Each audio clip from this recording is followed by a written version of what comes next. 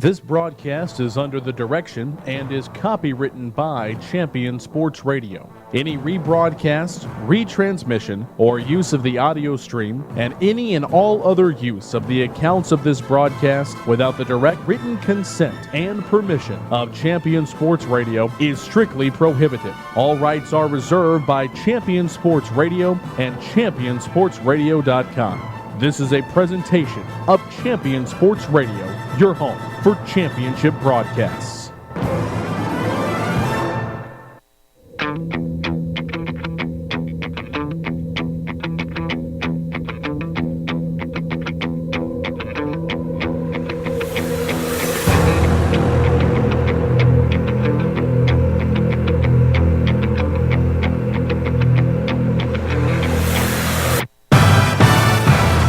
Hello from Grapevine, Craig Hoffman with Doug Branch on the Shockbox DFW pregame show.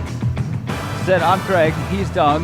Colleyville Heritage tonight taking on the Irving Nimitz Vikings, a team that is young, a team that is thin on the roster, just over 40 players, a lot of guys to play both ways, but as we'll see tonight, Doug, a team that plays very hard under first-year coach Brian Rogers. Coming up here on the ShockboxDFW.com pregame show, I'll talk to both coaches, both Coach Rogers and Mike Fuller from Colleyville Heritage. But quickly, let's take a look back to last week and spin it forward to tonight, Doug. Another impressive win. It was a Thursday night win for over in Irving. So what's the biggest takeaway you think from that game as we spin forward to consistently reproduce itself tonight? Well, I think the biggest takeaway from that, Craig, is the fact that the Colleyville Heritage Panthers were able to have two guys contribute for the third week in a row, and that's Jacob Sisk and Ryan Felipe. And when those guys are helping on the defensive end, putting 20 points or so a week on the board, 14 to 20 points on the board, and then your offense goes out and performs the way that Griffin Pickler did in having his best game of the season, that spells good things for this Colleyville Heritage Panther team. And, they come in tonight against the Nimitz Vikings, a team that's struggled a little bit. You mentioned it.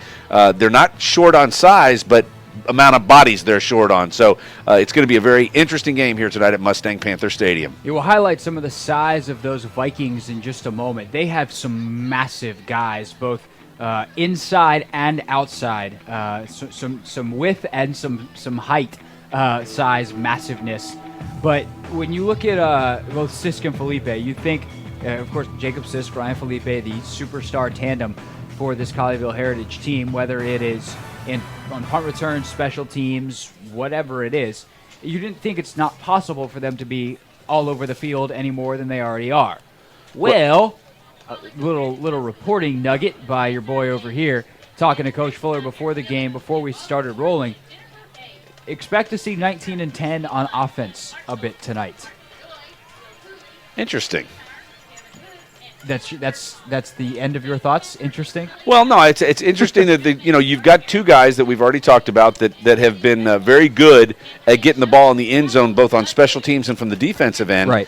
And now you're going to utilize those guys offensively. The question's going to be, and we'll ask this.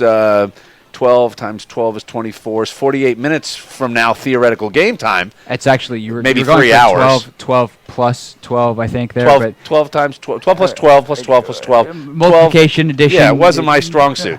I don't just need at that. A football game involving institutions of education, but that's okay. And numbers, right, which is how we identify people. But you anyway, were saying, or that being said, in 48 minutes of playtime, we will be able to evaluate whether that was a good idea or whether it was a bad idea and got these guys playing both ways so much that it hurt them defensively and on their special teams. Sisk and Felipe, more on them coming up with Coach Fuller here in the next 10 minutes or so on the ShockboxDFW.com pregame show. Let's quickly look across the way, though.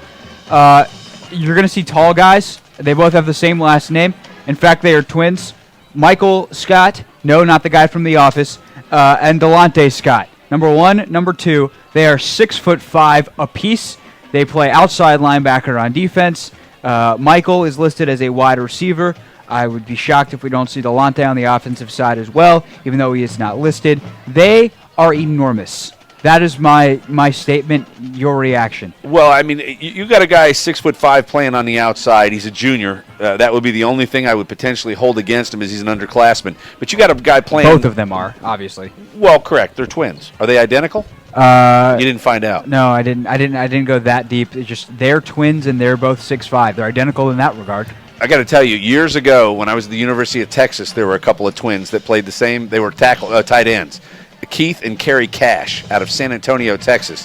Phenomenal players. But getting back to the guys who are here tonight, and that's Michael and Delonte Scott, you've got to believe at 6'5" that whoever quarterbacks this team, and it looks like Jimmy Clark is going to start for the Nimitz Vikings, that they are going to be able to get the ball out on the edge to him in a jump ball situation. It's kind of a similar situation that you would have with Des Bryant being 6'2", 6'3". Or the guy that Des was comparing himself to, but not this week. Megatron. Calvin Johnson, Yep. the Cowboys will see Sunday in Detroit. No, certainly.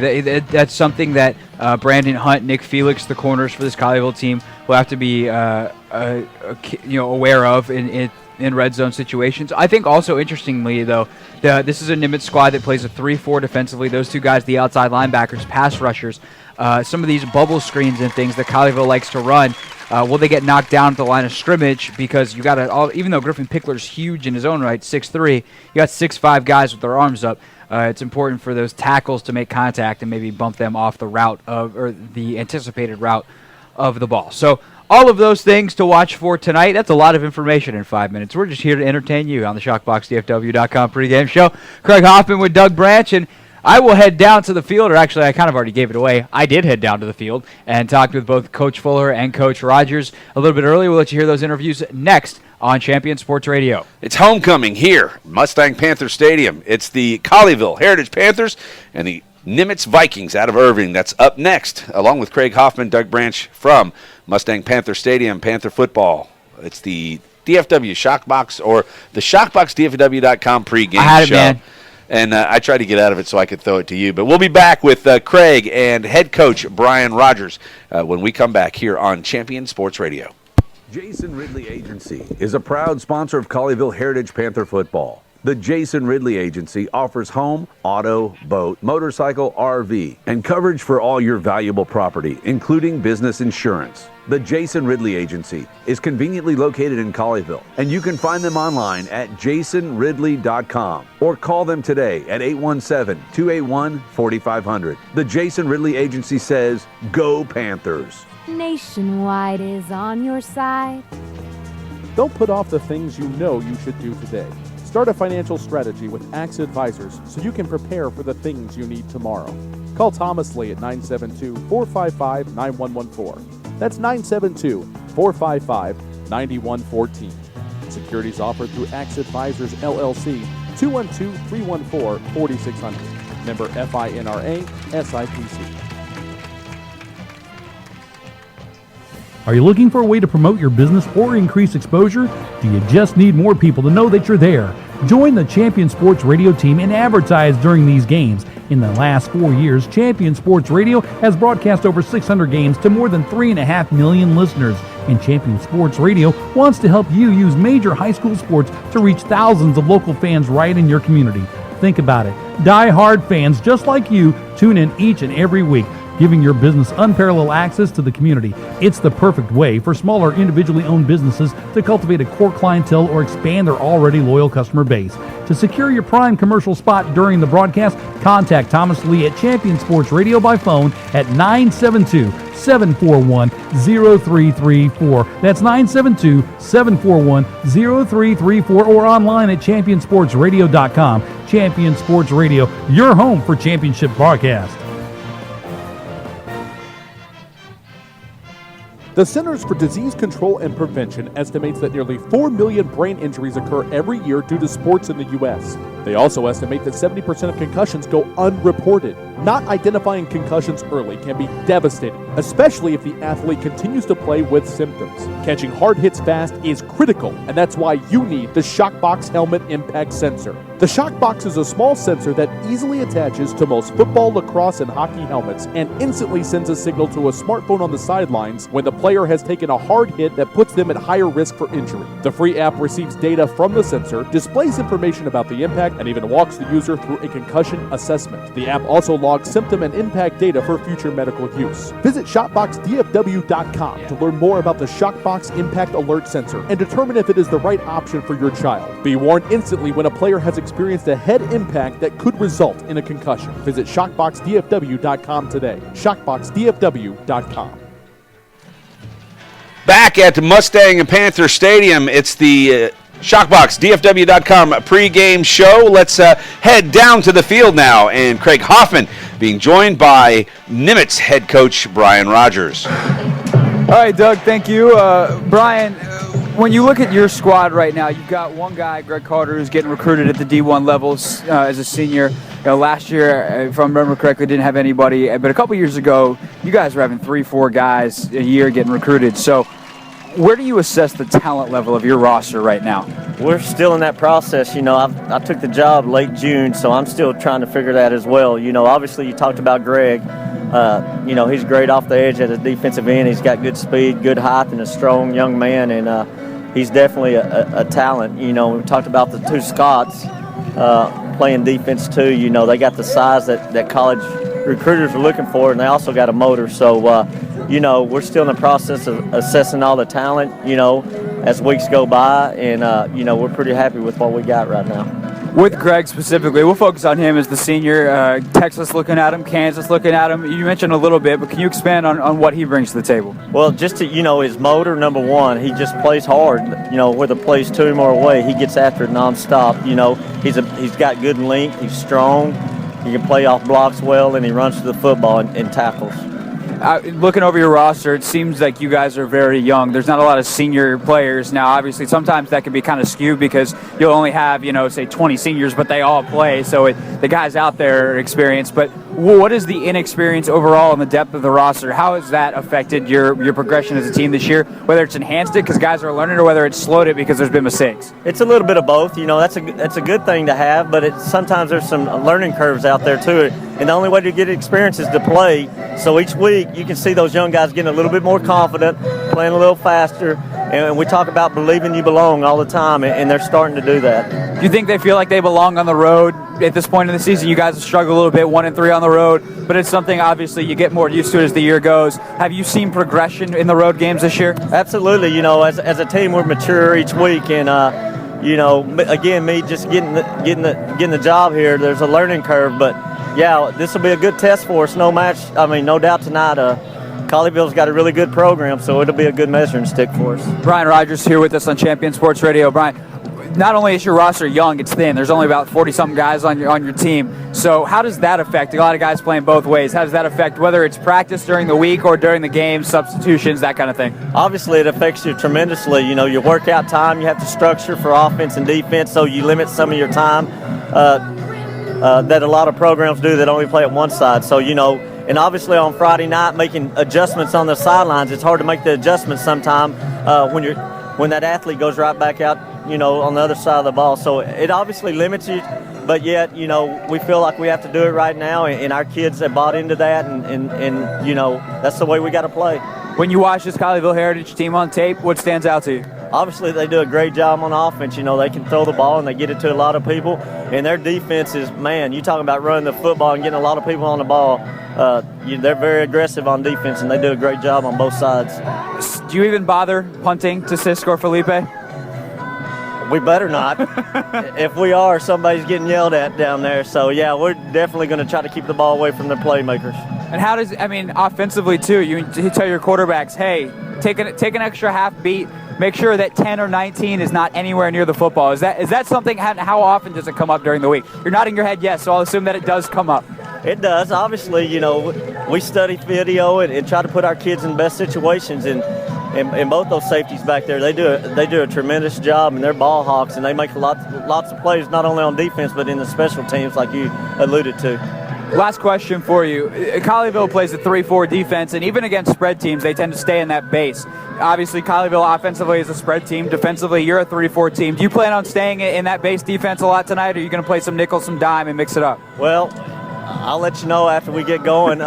So I have to count defensive backs. I'm terrible at math. Don't do this to me. Well, we got a few wrinkles. We're still, again, our defensive scheme's still new too. So we're a firm believer you better get good at something. So, we'll definitely play a lot of base, but we'll have a few wrinkles too out there. Brian, I appreciate the time. I enjoyed it. Thank you. Doug, back to you. All right, Craig Hoffman, thank you, and thank head coach Brian Rogers for us. It's the ShockboxDFW.com pregame show here, leading you into the Irving Nimitz Vikings and the Colleyville Heritage Panthers. Easy for me to say. We're live from Mustang Panther Stadium. When we come back, it is Craig Hoffman alongside head coach Mike Fuller. Jason Ridley Agency is a proud sponsor of Colleyville Heritage Panther football. The Jason Ridley Agency offers home, auto, boat, motorcycle, RV, and coverage for all your valuable property, including business insurance. The Jason Ridley Agency is conveniently located in Colleyville, and you can find them online at jasonridley.com or call them today at 817-281-4500. The Jason Ridley Agency says, go Panthers. Nationwide is on your side. You make plans for just about everything: the weekend, vacation, going out to dinner. But have you created a plan for the rest of your life? Start your financial strategy today with AXA Advisors. Call Thomas Lee at 972-455-9114. That's 972-455-9114. Securities offered through AXA Advisors, LLC, 212-314-4600. Member FINRA, SIPC. If you're a basketball parent or coach, you need StatGeek, the simplest way to keep stats ever created. Our easy-to-use iPad app turns anyone into a professional statistician, and all they have to do is simply follow the ball. Produce full and accurate box scores and play-by-play reports. Send accurate stats out to your fans, media, or recruiters. It's sports statistic collection redefined. StatGeek is available right now in the iPad App Store for just $4.99, and there are team fundraising opportunities available as well. On the web at statgeek.com. StatGeek, keep your eye on the ball. Are you tired of only spending time as a family huddled around the TV? Would you like to enjoy some culture with your loved ones without breaking the bank? Then let me introduce you to the Greater Dallas Youth Orchestra. The GDYO provides music education and performance opportunities for musically talented youth, but this is no kids' concert. The GDYO comprises 7 different ensembles made up of over 425 talented musicians ages 8 to 18, representing more than 50 communities in North Texas. You won't believe how amazing these ensembles sound until you hear it for yourself. So join them for one of their concerts at the Meyerson Symphony Center or Dallas City Performance Hall. For more information on how to make a donation, as well as a listing of upcoming GDYO concerts, visit gdyo.org.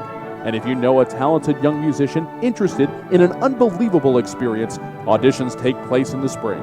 Connect with the Greater Dallas Youth Orchestra on Facebook, Twitter, LinkedIn, and at gdyo.org. There's a time and a place for everything. As you'll see, projections for the next quarter are... He shoots, he scores! 2 points for team middle management. The office is not one of them. Jack, can I see you in my office? No pouting, it's your ball. Let's see what you got. But Whirly Ball is. For corporate events, team building, and private parties, Whirly Ball in Hearst and Plano is electric fun. Test your skills on the arcade games. Zip around in your Whirly Bug for a Whirly Ball competition. Or play the most affordable laser tag in the city. Learn more at whirlyball.info. And we're back at Mustang Panther Stadium. It's the Heritage Panthers against the Nimitz Vikings. That's a hard one. Nimitz Vikings. It just does not flow off the tongue, but let's get into more. Let's go, not courtside, let's go field level. Craig Hoffman standing by with head coach Mike Fuller. All right, thanks, Doug. Coach, this team really the past couple of weeks has looked really good. The improvement is visual. I mean, you can see how much better you're playing. If you lined up, hypothetically, this team now versus where you guys were in week 1, how badly would you beat that team from week 1? I would hope we beat that team pretty bad because some other teams did. But I mean, the whole idea. No matter where you start, if you start off above average or below or good or bad or whatever, you want to be better at the end than you were at the beginning. So I'm proud of our kids for the way they've worked and just getting. I think it's as much as anything, it's getting more used to being out there on Friday nights and playing with each other. And some of it's just growing up and are deciding they want to get better. Quarterback is only the most impactful position in sports, so obviously your quarterback play has a lot to do with that. How much more comfortable is Griffin? Because I think some people probably saw, okay, he's a big, strong kid, a senior, got all the tools, he'll be fine. We haven't played before, even though he's a senior. So how much more comfortable is he now? I feel like I ask you this consistently, but it's because he's consistently gotten better. Yeah, I mean, confidence is such a big thing in football, especially for a quarterback. And when he's focused and feeling good and our game plan is simple, he can step up and make a throw as well as anybody. He has gotten more and more confident. He's been better and more purposeful in practice in what he's doing, and I think it's paying off. Jacob Sisk, Ryan Felipe, they've scored now, I think it's 3 straight weeks not on offense. Right. Is there a story you can tell us, give us kind of a behind the scenes of what those guys are like in practice in the meeting rooms, something where you just go, God, those guys are unique and special? Well, they are special. They're both very good at catching the football, whether they're on offense or defense. They've made a few plays, both of them, that I thought the best they could do would be hope to maybe knock the ball down or tackle the guy after he caught it. But and they're both just very elusive. They have great vision. They know how to set up blocks. So never in my career have I had a player return 3 punts for a touchdown like Jacob has. Philippe's returned 1, and they both seem to keep scoring with pick sixes and stuff. So I just I can't expect that every week, but we're certainly practicing for it and hoping for it. Certainly, and defensively, obviously that eye for the ball. I know you talked to Doug last week about how well he support the run. So what are some things you can do defensively because those two are back there you might not otherwise be able to do? Well, I mean, I guess it'll allow you to be a little bit more aggressive up front. The ironic thing is that if we're on defense and our opponent runs 5 or 6 plays and punts, and we return it 80 yards for a touchdown, which has happened several times. Yeah. Those guys just ran down the field and sprinted back down the field. Half of them are on the kickoff team, and then they got to go back on defense. So that's when we're most vulnerable on defense is after a punt return for a touchdown because they hadn't gotten any rest. Right. We're gonna still keep trying to do that, but I don't know if that even answered your question, but. No, it certainly adds. I don't know if it did either, but it adds to the uniqueness of those two guys. Certainly, when you look at this Nimitz squad, we're joined by Mike Fuller here, coach of the Colleyville Heritage Panthers, as we are every week here on Champion Sports Radio. When you look at this Nimitz squad, what's the biggest thing that stands out on tape for them offensively? Well, they play really hard, and Coach Rogers does as good a job as anybody I've ever known, putting his guys in position to be successful. They execute well.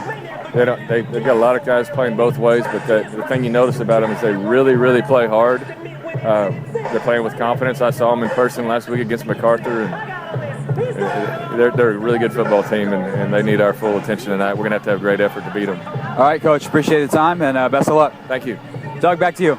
All right, Craig Hoffman, thanks, and thanks to head coach Mike Fuller. And, of course, you said it. They're going to have a great effort to be able to win tonight over the Nimitz Vikings. But look for this Colleyville team to go to the air as Griffin Pickler has been absolutely knocked dead from there. When we come back, we will have the starting lineups for both teams, the flip and the kick here Jason from Ridley Mustang Agency Panther Stadium. Is a proud sponsor of Colleyville Heritage Panther football. The Jason Ridley Agency offers home, auto, boat, motorcycle, RV, and coverage for all your valuable property, including business insurance. The Jason Ridley Agency is conveniently located in Colleyville, and you can find them online at jasonridley.com or call them today at 817-281-4500. The Jason Ridley Agency says, Go Panthers! Nationwide is on your side.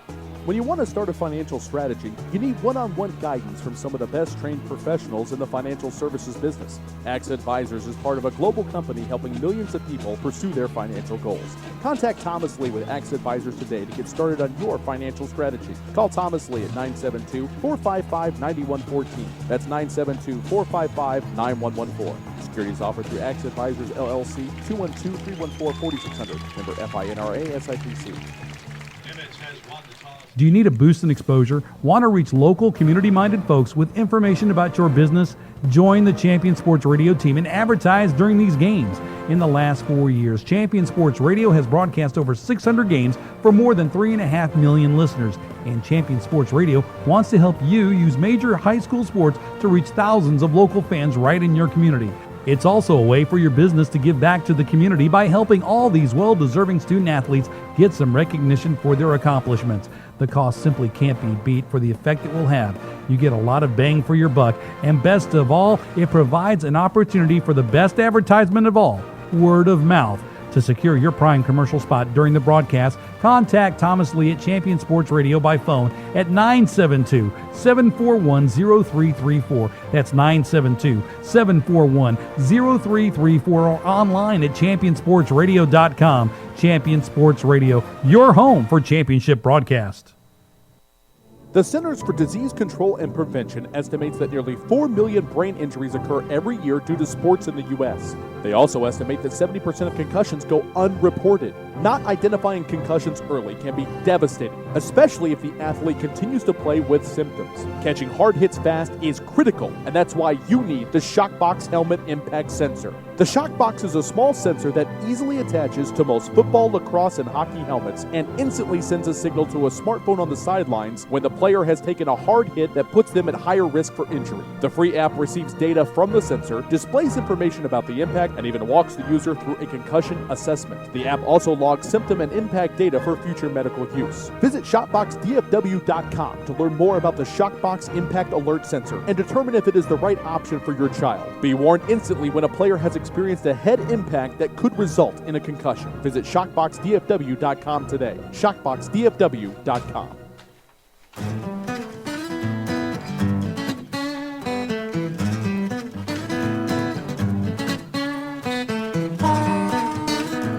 Back at Mustang Panther Stadium, it's Colleyville Heritage Panther football on Champion Sports Radio.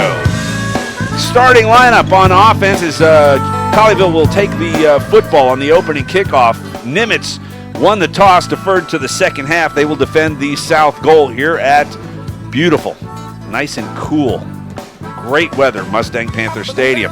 Griffin Pickler will be your quarterback tonight for Colleyville. Behind him is DeMarco Corbin. On the front line, the big guys who get it all done. It's Thomas Walsh at left tackle. He's wearing number 58. The left guard is Alejandro Nuncio, number 60. 5'8", 240 senior. Walsh, 6'4", 285. So a couple of big guys up front, but not quite as big as the wide receivers for Irving Nimitz we talked about in the pregame show.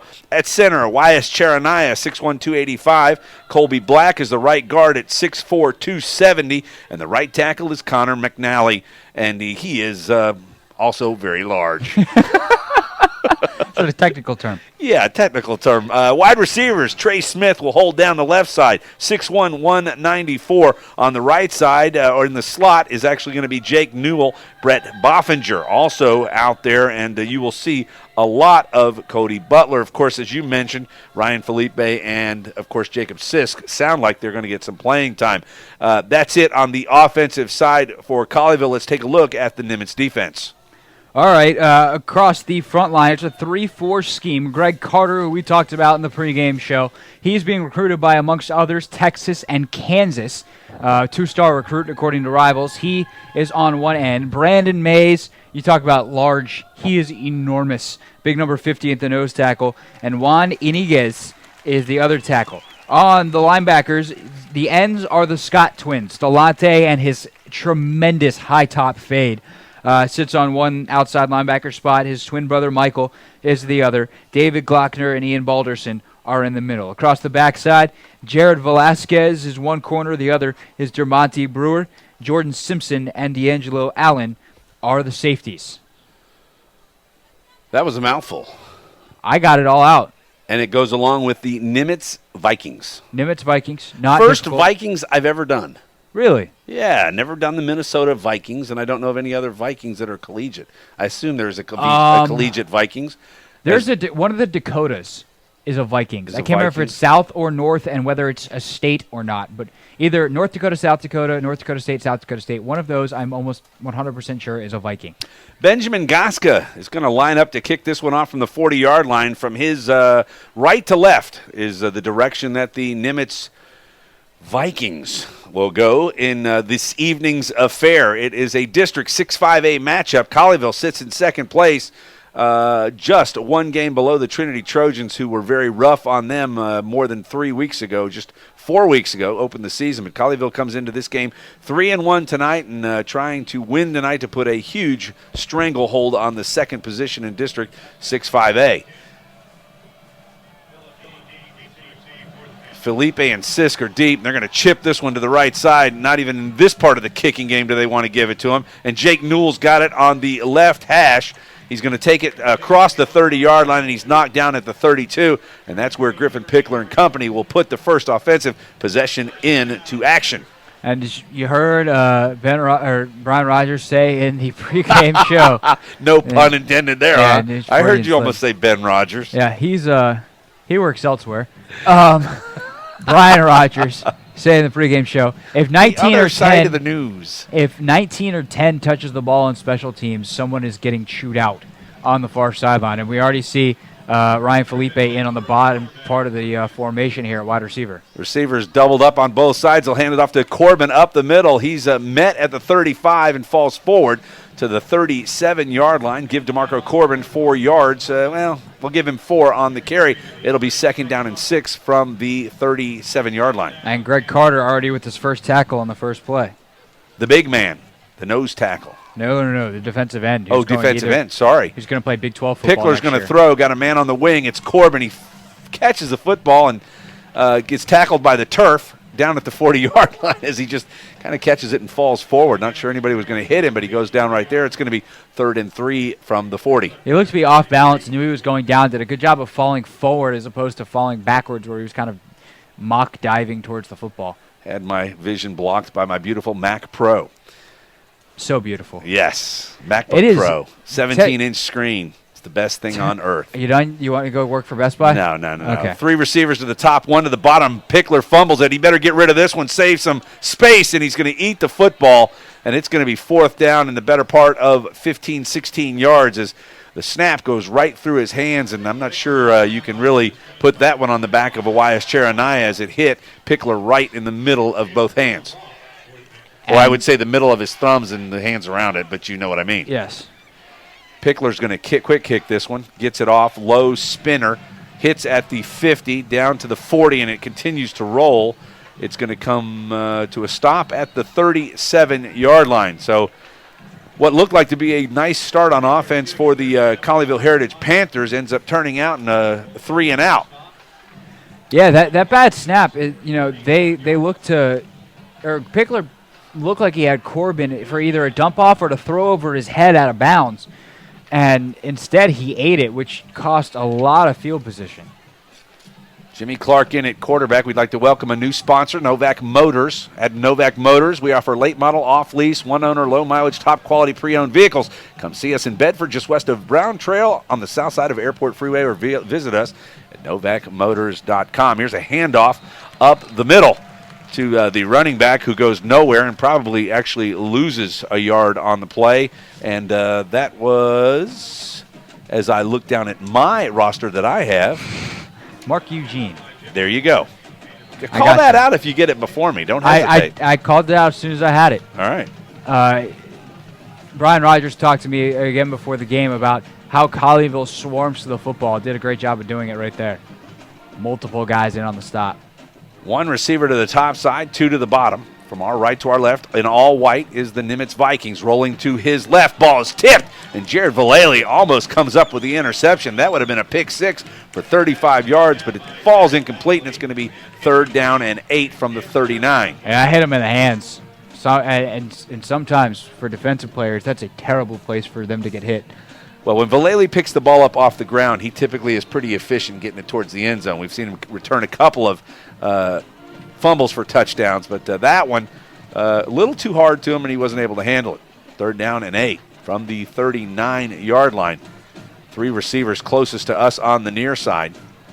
1 to the top from the shotgun. Snap back, looking left. Heavy rush. Run up into the pocket. He'll throw. Wide open receiver left side.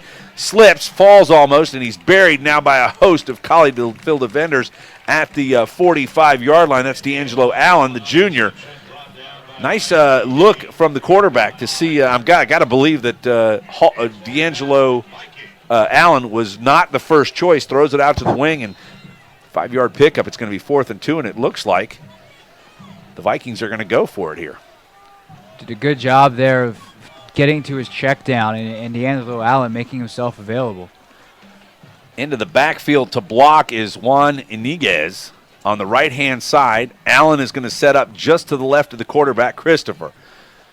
He'll move to his right, shuffle his feet, hand off. They're going to go right behind the big blocker, and he's not. Oh, he's going to get there. They're going to give him the mark on second effort. Looked like Vallely was and Felipe got there in time, but not able to hold up D'Angelo Allen, and he picks up the first initial. I guess that's a kind of a double entendre, isn't it? The initial first down for the Nimitz Vikings. I don't know if double entendre was the what you were going Sounded for. good.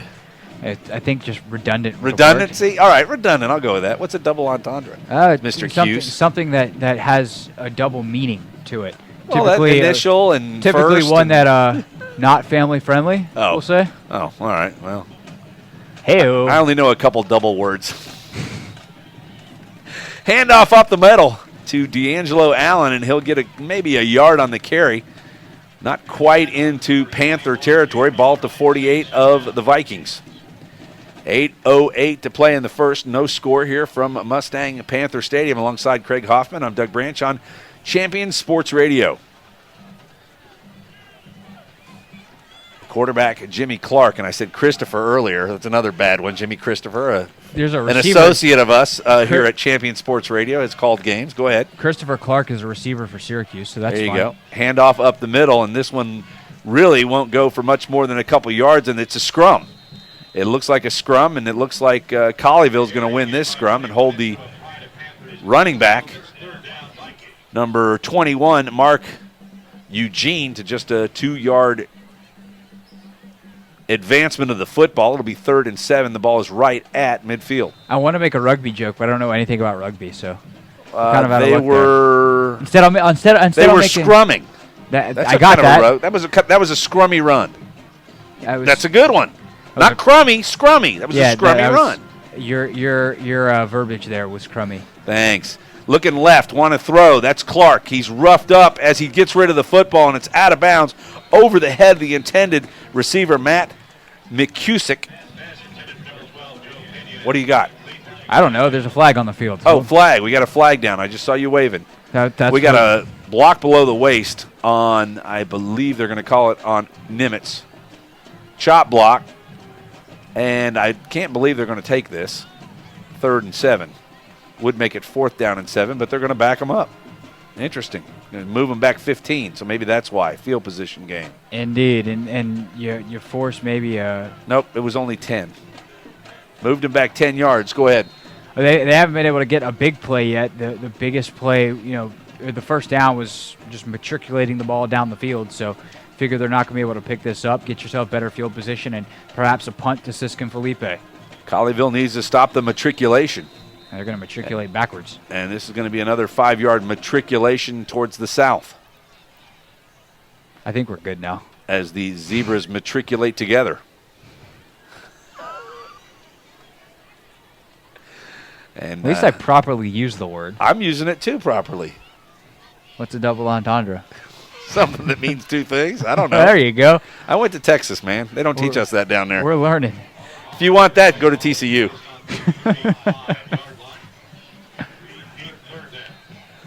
Or SMU. It's going to be 3rd and 22. Ball is on the 35. I once heard it's all about the U. The U, that would be the Miami U, who avoided the death penalty. 5 receivers are going into the pattern. Clark has a snap, drops back, heavy rush, and he's going to get buried. He dropped the football? No, he did not. He held on to it, but he's going to go down at, they're going to call it the 26-yard line.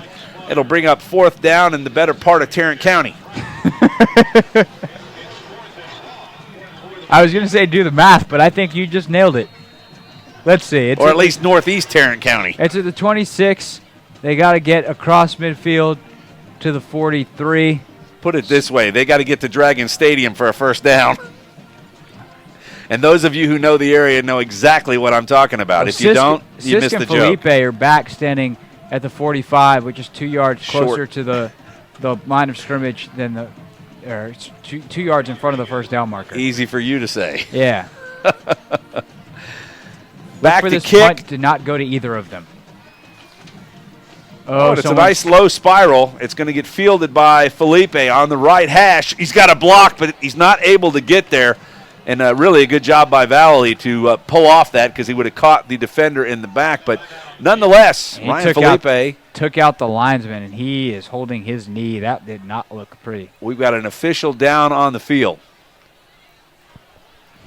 Did not see that. I saw the hit come, but I did not see the official go down. Oh, he went right into his knee, and he immediately grabbed it. So, well, with the injured official on the field, we will take a quick timeout and be back. We hope he's okay. 5:57 to play. No score here from Mustang Panther Stadium. Craig Hoffman, Doug Branch, you're listening on Champion Sports Radio.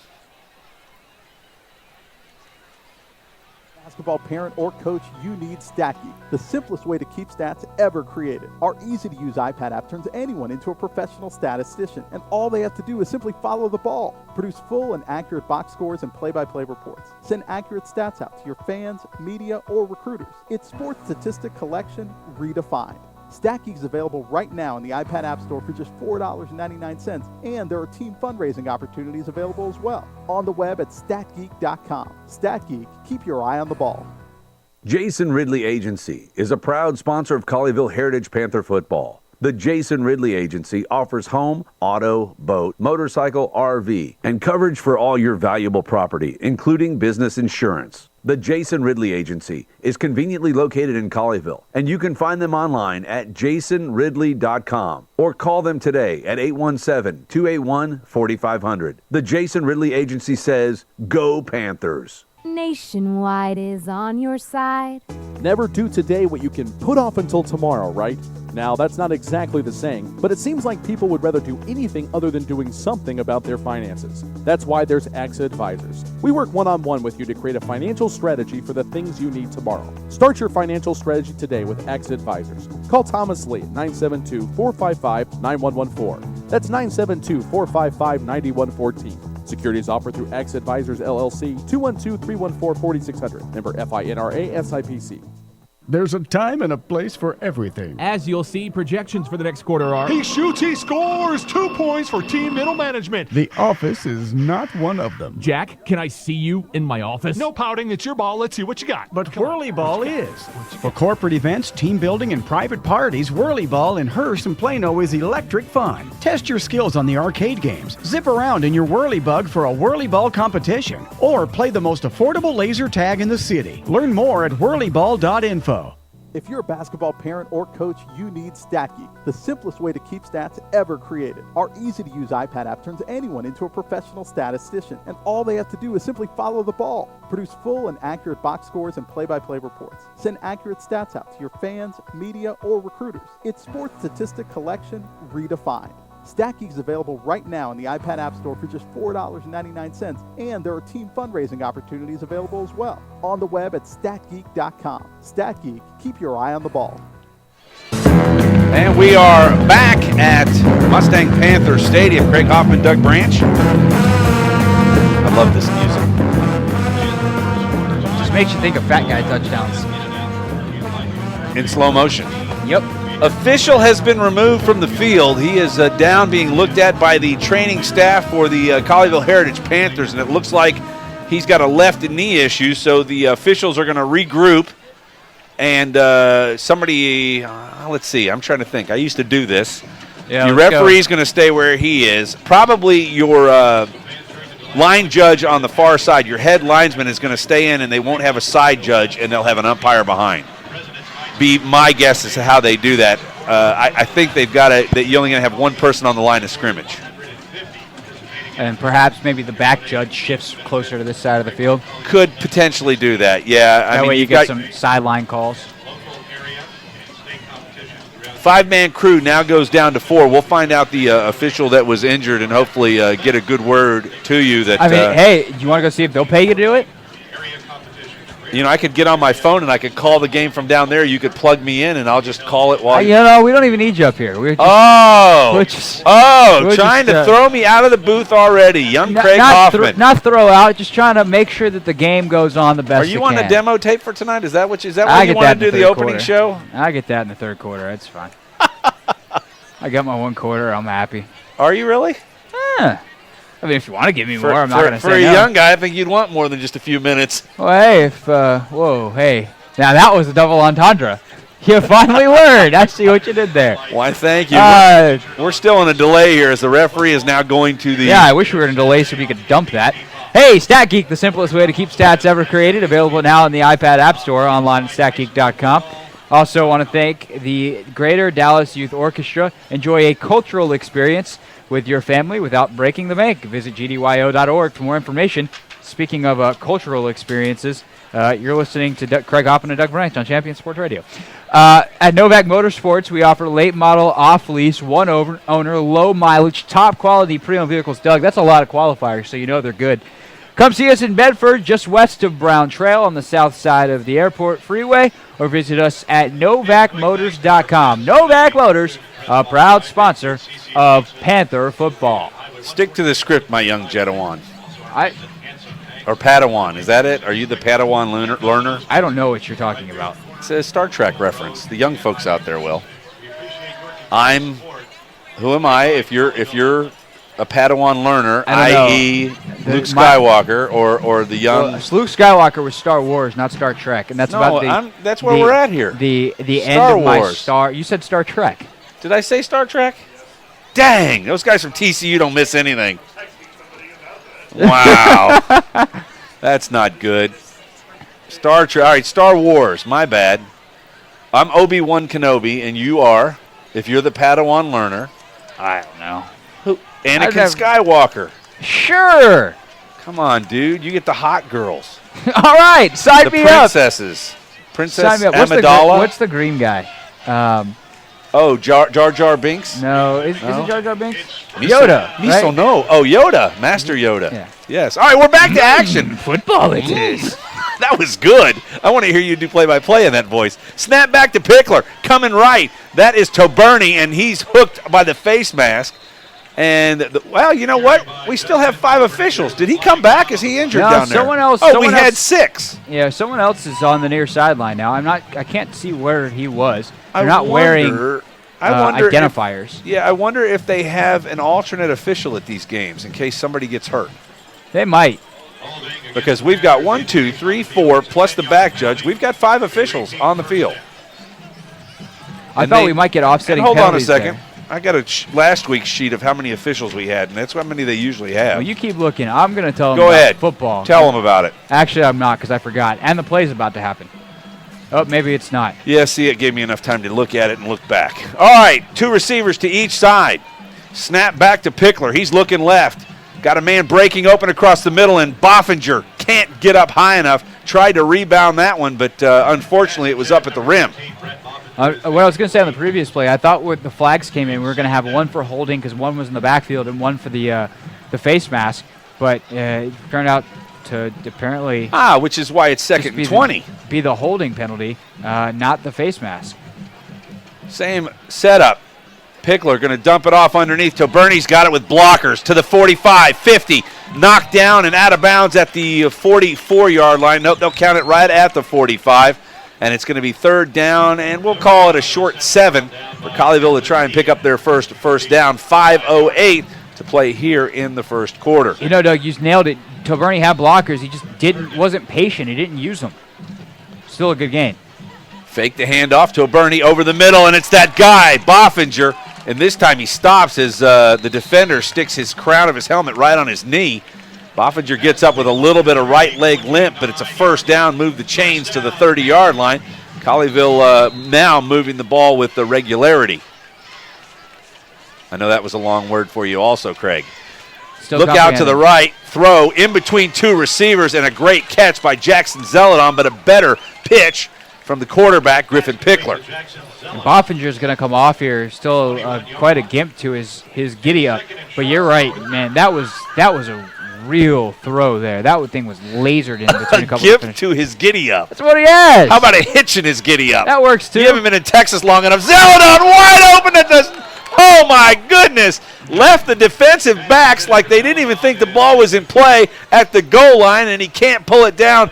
Must have not forgot to put on the Lester Hayes stickum. Or Griffin Pickler overthrew him a little bit. Got his hands on it, so hit your hands. You should catch it. Yeah, Pickler put that a little too tall though. Handoff to Bernie up the middle as Colleyville continues to try and put pressure on, and that third down run goes for 3 yards and a Colleyville first down. First down, Panthers. Ball will be spotted inside the 20. We'll call it the 19-yard line, and it's first down, 4:12 to go in the first quarter alongside Craig Hoffman, Doug Branch from Mustang Panther Stadium. Same play, crossing over the middle. Zeladon, and this time he must have gone to the bench and got the Lester Hayes stickum because the fingertip catch goes for a 19-yard reception and a touchdown, 6 points for the Panthers. That's a gutsy throw from Griffin Pickler, and it gets him 6 points. And now on for the extra point, Max Allen, and that is worth noting because Holden Lyons is back active for tonight's game, but it was whoever warmed up better, and apparently that was the sophomore, Max Allen. On to hold is Smith. Walsh will snap. It's a good one. Kick is up, and it splits the uprights and gives the Heritage Panthers a 7-0 lead with, well, right at 4 minutes to play here in the first quarter. And after a 3-and-out, Colleyville comes back after a nice punt return and puts themselves in business. 50 yards on this scoring play, or check that, on this scoring drive, and they take a 7-0 lead. And Craig, obviously, Pickler has come off of last week's real nice outing and continued it here in the first quarter. Well, the confidence has just grown exponentially over this year. I mean, he those throws that he just made, he probably doesn't even try. Nevertheless, complete earlier in the season. So a really, really confident Griffin Pickler. And the most impressive thing about that drive, Doug, is they do it despite a 10-yard penalty. You know, how often do we see penalties derail this team this season? And that time they have a penalty. They pick up the huge screenplay. They throw it right over the top of Greg Carter, use his aggressiveness against him, get him out of the play. And Justin Toberny goes running down the sidelines. That drive in for DeMarco Corbin and looked great. As you mentioned, just briefly, Holden Lyons back active for tonight's game after, I believe it was a 2-week absence for a knee injury suffered in, or at least an injury, lower body injury, we'll play the hockey term, suffered in soccer, and he will kick it off from the 40. Deep drive. Ball's going to come down right at the 6-yard line, and coming left is the Nimitz Vikings. They got a wall set up if he can get to it, and he won't. And he's run out of bounds, and that is the running back, also the return man, number 17, D'Angelo Allen, who takes it at the 6, runs it back out to the 27, give him 21 yards on the return. And hey, look who gets to run him out. It was Ryan Felipe. Oh, I thought you were going to say that I actually added that up right. No, I don't know. I wasn't paying attention. All right, it's homecoming here at Mustang Panther Stadium. The visceral one, Craig Hoffman. I don't think he used visceral right. Well, if you don't know that word, then that's your problem. Like a visceral reaction, like a violent reaction. That's why I said you're the visceral one. I'm not violent. Sure you are. I've got an empty pizza box if you don't watch it. There you go. Handoff up the middle, and this is going to go for 10, 11 yards. Well, we'll call it 10 and a first down for the Vikings. And that's number 21, Mark Eugene. All right, bad man trip. of 2 first names. Yes, and also Eugene, the name of a city where the University of Oregon is. And they're using color cards, not the giant plate placards like the Ducks use, but in order to call plays on the far sideline, it's a color scheme of numbers and colors on about a regular-sized sheet of paper, square cards over there. Handoff is up the middle, so whatever color and card it was the same play, and it's only going to go for 4 yards this time. really cool to be on one of those giant placards. I remember Scott Van Pelt talking about this once. They had Chip Kelly on this show. And they said, you want to know what, Chip? My play's a dive up the middle, and it never works. Can I get a new play? He was actually on one of theirs. Yeah. Van Pelt was a picture of him. Yeah. Wow. I'd want to be like, if you could be any play, what would you be? Think about that. I want to be like a double reverse pass. I want to be something awesome. A Ruski? I don't know. Receivers are stacked, 2 on each side, and I mean stacked, one behind the other. Motion from the running back. He'll stop. That's Eugene. Throw out to the left.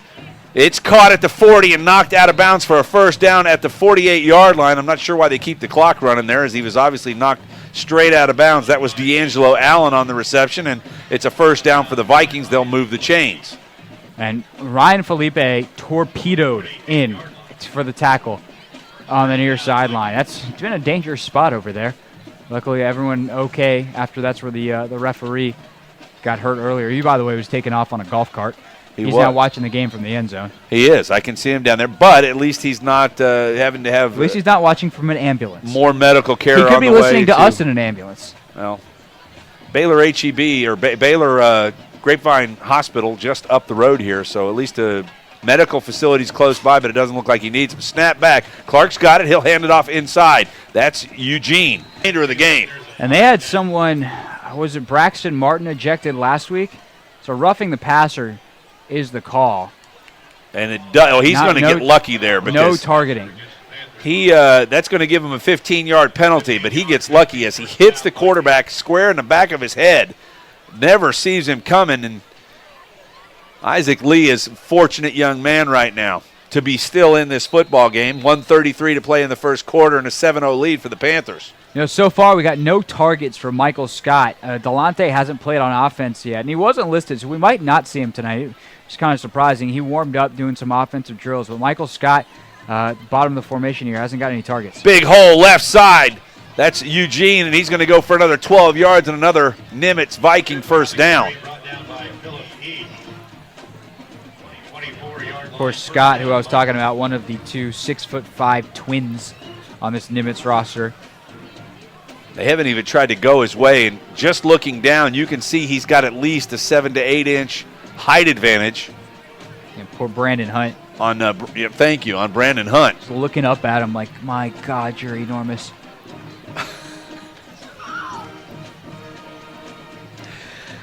We're playing football, handoff up the middle, and the running back,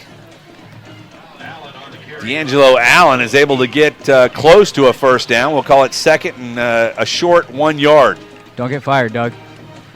I won't get fired. I can't get fired. My family needs this job. Second down from the, we'll call it the 16-yard line. The 15 is the line to gain for the Vikings, who are answering here. First quarter, handoff's going to go up the middle and hit right there and gets through. It's going to be a first down. Ooh, I saw a leg bend the wrong direction. Let's hope he's okay. That's the running back. Jared Crouch comes out of the pile hobbling. Mark Eugene's just all right. Yeah, I saw that too. Kind of took a shot. Oh, it was Eugene. I'm sorry. Took a shot. And he's going to split out wide. Allen now comes into the backfield. But Jared Crouch came out of that actually with the worst of it. He and his long flowing blonde hair limp off to the sideline on the near side. First and goal in the red zone for the Vikings. 2 receivers to the top, the big man to the bottom. There's really not a lot of room if anybody were to else go to that side. And they have not tried to throw that way. Yeah, you watch for that fade route. I'll tell you what, if he can look off the safety. He's going to try it on the other side of the field. And it is. 7-0. Panthers lead it over the Vikings. We're through one. Back on Champion Sports Radio with the second quarter after this timeout. Centers for Disease Control and Prevention estimates that nearly 4 million brain injuries occur every year due to sports in the U.S. They also estimate that 70% of concussions go unreported. Not identifying concussions early can be devastating, especially if the athlete continues to play with symptoms. Catching hard hits fast is critical, and that's why you need the Shockbox Helmet Impact Sensor. The Shockbox is a small sensor that easily attaches to most football, lacrosse, and hockey helmets and instantly sends a signal to a smartphone on the sidelines when the player player has taken a hard hit that puts them at higher risk for injury. The free app receives data from the sensor, displays information about the impact, and even walks the user through a concussion assessment. The app also logs symptom and impact data for future medical use. Visit ShockboxDFW.com to learn more about the Shockbox Impact Alert Sensor and determine if it is the right option for your child. Be warned instantly when a player has experienced a head impact that could result in a concussion. Visit ShockboxDFW.com today. ShockboxDFW.com.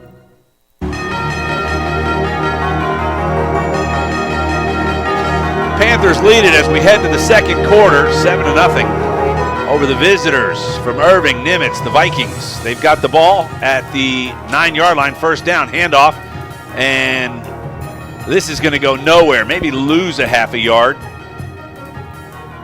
As the handoff went up the middle to D'Angelo Allen, who's wrapped up there by Dwight Squire. Nice play by Squire. Squire is going to come out. Replacing him is Keandre Johnson, the sophomore. And they got serious size along that front line now in front of that 3-4. Isaac Lee still at his defensive end spot. But now Johnson in, and then Jason Williams is slid over to the other end spot. Does Scott look like kind of little Keyshawn Johnson out there, that height? A little bit. Snap, they're going to throw it to him. Lob in the left corner, and oh, no, says the Colleyville defense, as that one really is thrown way too far out of bounds to Michael Scott. But nice coverage from both the cornerback and over the top. That's Ryan Felipe, the safety.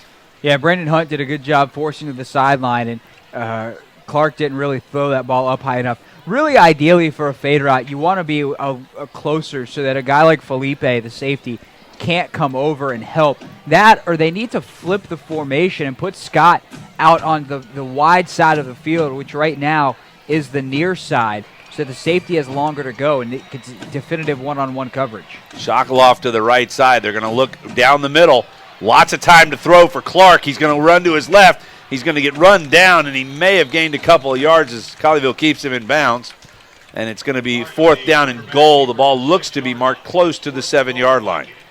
And that's the challenge of high school and college football, is that short side of the field. If you start on one of the hash marks, he just didn't have a lot of room once he started to scramble to that side. And it's easier for a right-handed quarterback often to scramble to his left, to square up, and just let her rip towards the sideline. And as the kicker ran on, I knew it was going to be a field goal because of the bright orange shoes, and Benjamin Gaska is able to knock it through from, I believe that was, 23 yards out or so? Sounds good to me. All right. He trims the Colleyville Panther lead to 4 points. It's a 7-3 lead for Colleyville. And, they answered. Didn't answer with the equalizer, but points on the board for the Nimitz Vikings, who Coach Brian Rogers semi-alluded to you earlier in the game that he hopes that he didn't get a whooping tonight. So far, through just over 13 minutes, the Vikings are in this ballgame. Yeah, Coach Rogers knows that he's got a young squad, and they're working, they're getting better, and they you know what, they've won a couple of games recently, and they want to come out here and they want to compete. Obviously, they want to complete the game. Yes, complete and compete. But Mike Fuller told me, look, these guys play hard, and so we can't go out here and just assume that everything's going to be okay because we have more talent. We got to go out and play, and they have some big guys who are talented guys. A guy like Greg Carter going to play Division I ball. The Scott twins are going to play Division I ball. So that's 3 of your 11 starters on defense. So they're going to have to come out here and play, and we'll see if they can respond offensively. They had a great last drive, but obviously Nimitz shows on their offensive drive that they've got some capable pieces to move the offense as well. Ball's kicked straight to Jake Newell. He'll take it at the 18, works back to his right, finds a little gap, gets up to the 30, and he's flipped on his head on a very nice tackle from Jordan Simpson. Comes down and cuts Newell's legs out from under him, but give him about 15 yards on the return, and Colleyville will take over, and still good field position at the 34. And Brett Boffinger, it looks like he wanted to hop into that huddle. Instead, he is still on the sideline, as you mentioned, Doug, on that last drive. Kind of had an awkward slide, and the tackle came in, a helmet on. It looked like I don't know whether it was knee or his quad. Either way, it hurt. Ryan Felipe high on the right-hand side on offense as a receiver. Fake to Corbin. And once again, the Grass comes up and makes a nice tackle. That's 2 tackles tonight for the Grass as Pickler hits the turf at the 32. Tackled by the turf monster. Excellent form, though. It was. I mean, It was really, a nice tackle, unassisted for that matter. When the turf makes plays, he needs no help.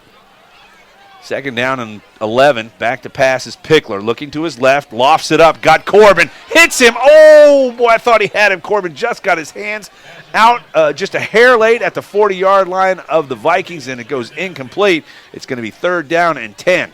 And Corbin ran past Michael Scott. And a good job by Pickler. I mean, getting the ball over Michael Scott, who's 6'5", is that's no easy task. And Pickler did a good job, just not quite enough air under it for Corbin to run underneath. Here comes the blitz. They'll throw down the middle. Caught Felipe's. Oh, yes, he does have it. He breaks a tackle, and he's gone. He's going to take it to the house, to the 20, 10, 5, touchdown, and there's that guy. Offensively this time, Ryan Felipe, crossing route, is able to catch the ball. I thought he bobbled it a couple of times, reels it back in like a fisherman, and takes it the whole way. He did bobble it, and that almost, I think, helped him break free because the defensive player lost concentration for a second. It's like, oh, I want to catch the, the ball. Oh, no, he's got it. Now I got to get him, and now I'm missing him, and he's running towards the end zone, and I'm on my face. And I can tell you a question we're going to have to ask Mike Fuller next week. More Ryan Felipe on offense. Max Allen knocks through the extra point, and just like that, 4 plays for Colleyville to put another touchdown on the board. It's 14-3 here at Mustang Panther Stadium with 9:39 to play. And we want to welcome on board another sponsor of Champion Sports Radio and the Panthers. It's Novak Motors, where they offer late model, off-lease, one-owner, low-mileage, top-quality pre-owned vehicles. Come see us in Bedford, just west of Brown Trail on the south side of Airport Freeway, or visit us at novacmotors.com. Novak Motors is a proud sponsor of Panther football. Colleyville Heritage Panthers are on Champion Sports Radio. This broadcast for the Grapevine-Colleyville Independent School District is sponsored by Thomas Lee with AXA Advisors.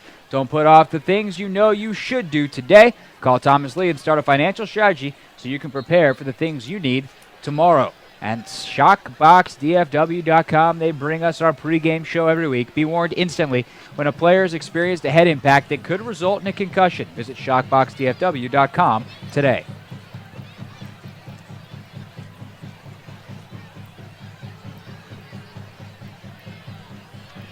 Kicking team comes out onto the field for the Panthers. Holden Lyons will have the pleasure of putting his foot to the leather. Pleasure to the leather. Kind of like that. First time I think I've ever said that. You go with it. The oblong sphere will be launched from the 40-yard line. Back deep.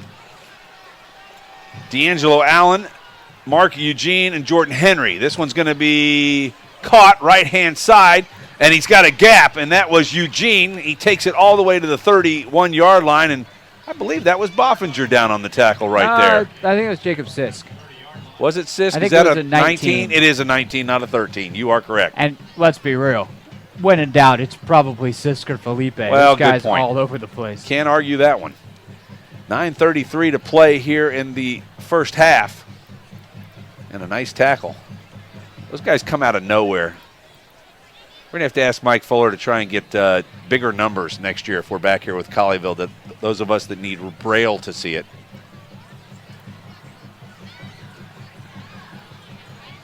Clark, the quarterback, Jimmy Clark. Snap comes back, hands it. Nope, he'll keep it. Right-hand side. Got a little bit of room, and he works it out for about a 5-yard gain before being met by Sisk and Vallely.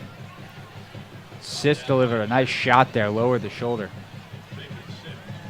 It's homecoming night here for the Colleyville Heritage Panther. So I'm going to assume we're going to have a very, what do they call it, extravagant halftime show? The extravaganza should be coming up, the halftime extravaganza. There you go. And we'll do the Sack Geek halftime show. It's Craig Hoffman. I'm Doug Branch. Handoff up the middle. Eugene's got it. He's got room across the 45, and the ball comes loose. And Colleyville thinks they've got it. We'll see if they call him down.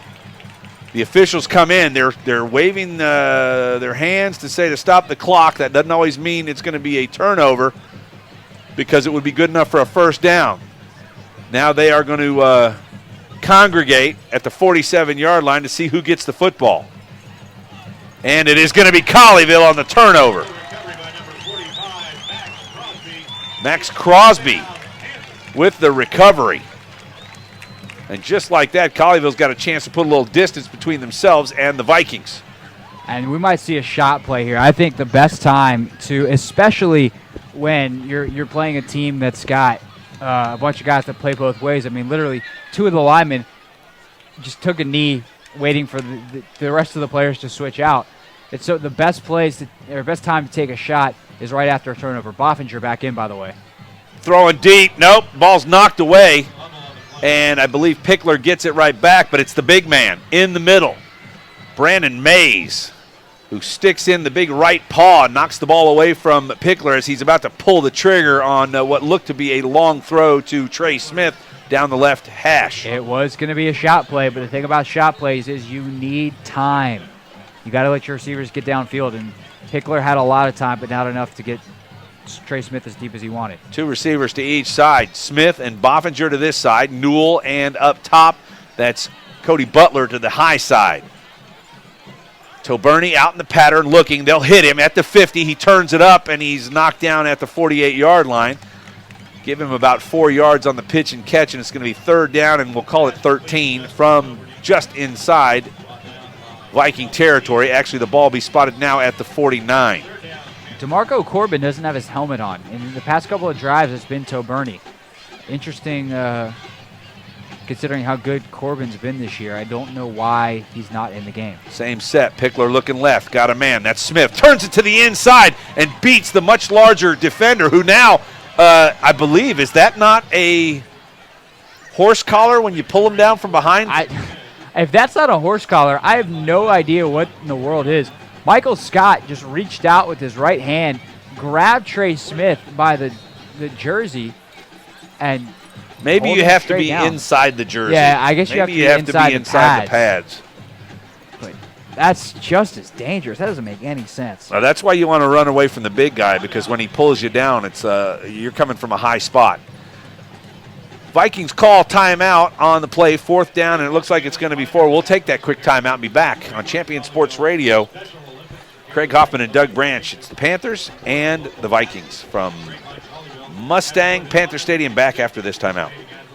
Someday you may wake up and think, I'm running out of time to do something about retirement. Don't let that happen to you. AXA Advisors can help you do something now that may provide a solid future for you and your family tomorrow. Start your financial strategy today with AXA Advisors. Call Thomas Lee at 972-455-9114. That's 972-455-9114. Securities offered through AXA Advisors LLC, 212-314-4600. Member FINRA, SIPC.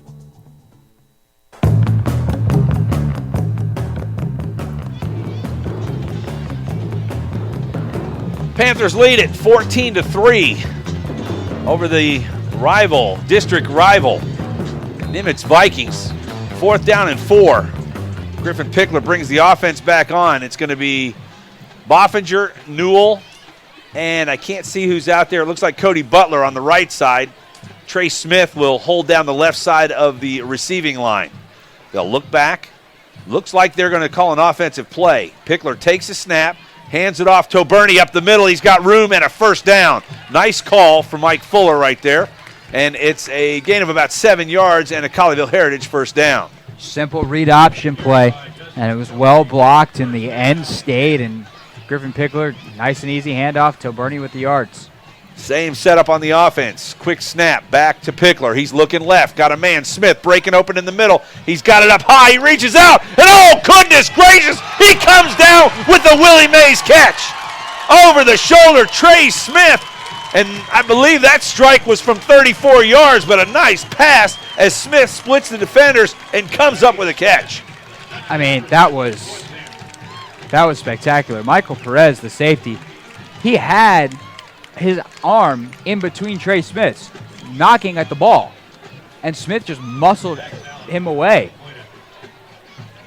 The steal line from Dan Patrick. That is in fuego. Oh, off the goal post, and this one's no good. Max Allen may have just lost his kicking duties with that one. 20-3, 6:50 to play in the half, and the Panthers quickly take a turnover and turn it into 6 points.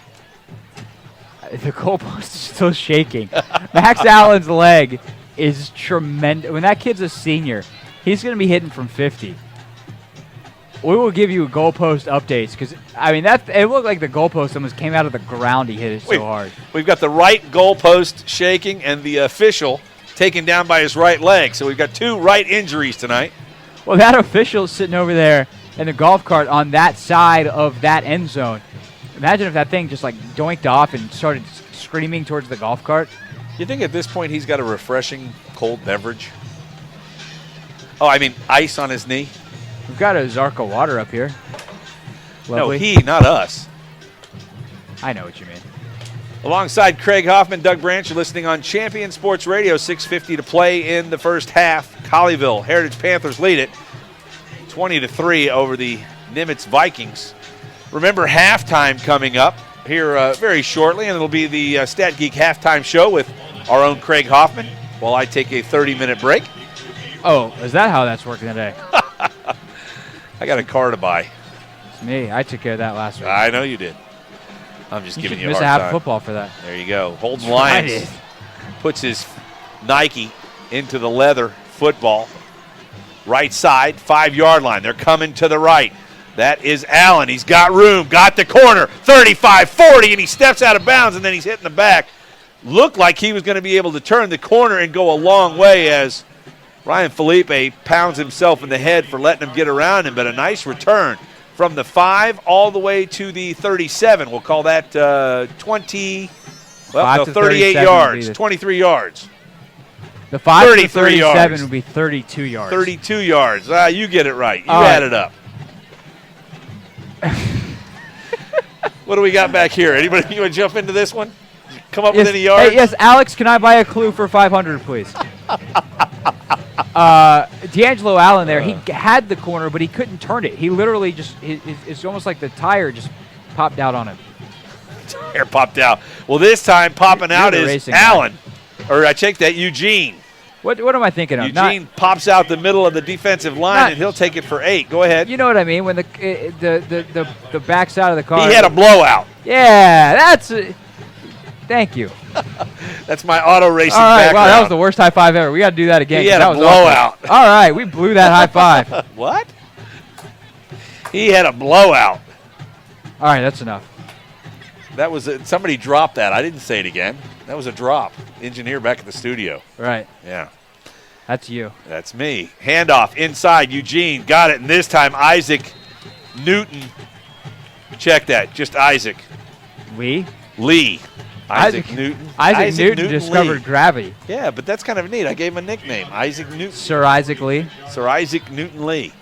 Isaac Lee hooks him, holds him to no gain, and it's 3rd down and 2. Does that make you Doug, Chris Berman, Branch?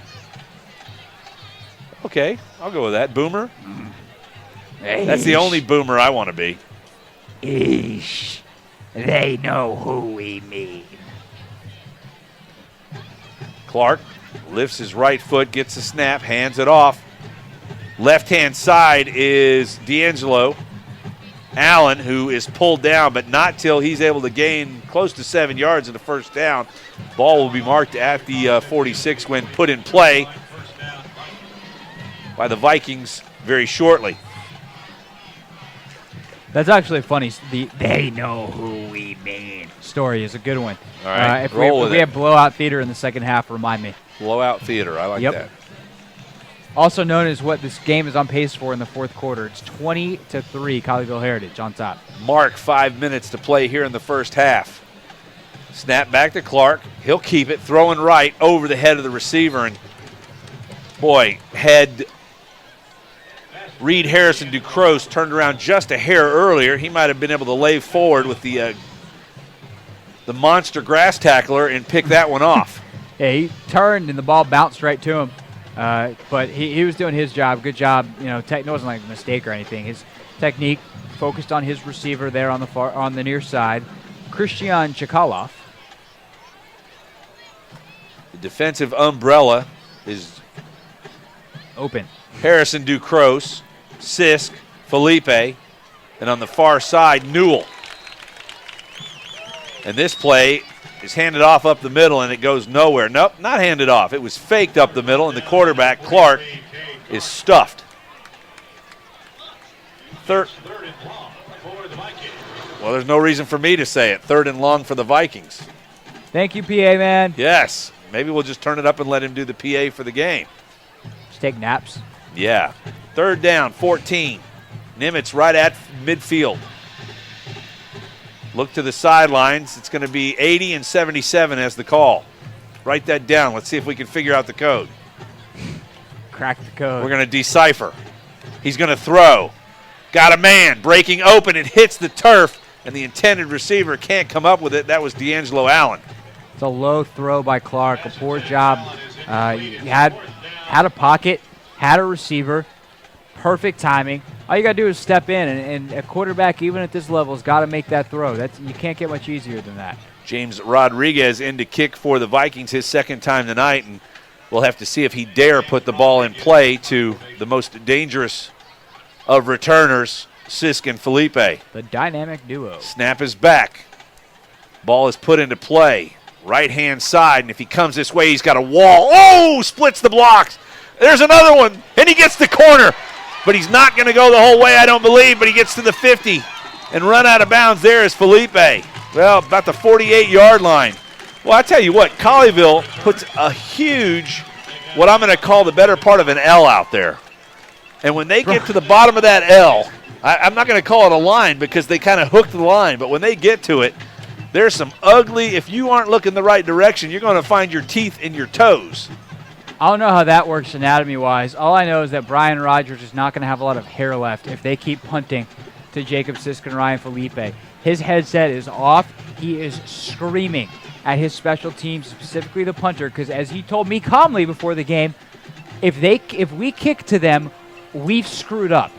Senior Cade Garner gets off the field for Colleyville after the punt. Here's the double reverse, otherwise known as the Craig Hoffman special. Boffinger's got it, and he's hooked, and he'll be pulled down rather awkwardly. Oh, a late hit coming in. No penalty flag there, and it's going to be a 1st down as they blow it dead at the 32-yard line. It was no flag because he technically wasn't down. He kept his knees off the ground, was trying to get back up and run, and then got finished off by what looks to be a late hit. That can be dangerous. Yeah, sometimes it's better to just say, okay, we're done here. But the Craig Hoffman special is called here in the 1st half. Back to throw Pickler.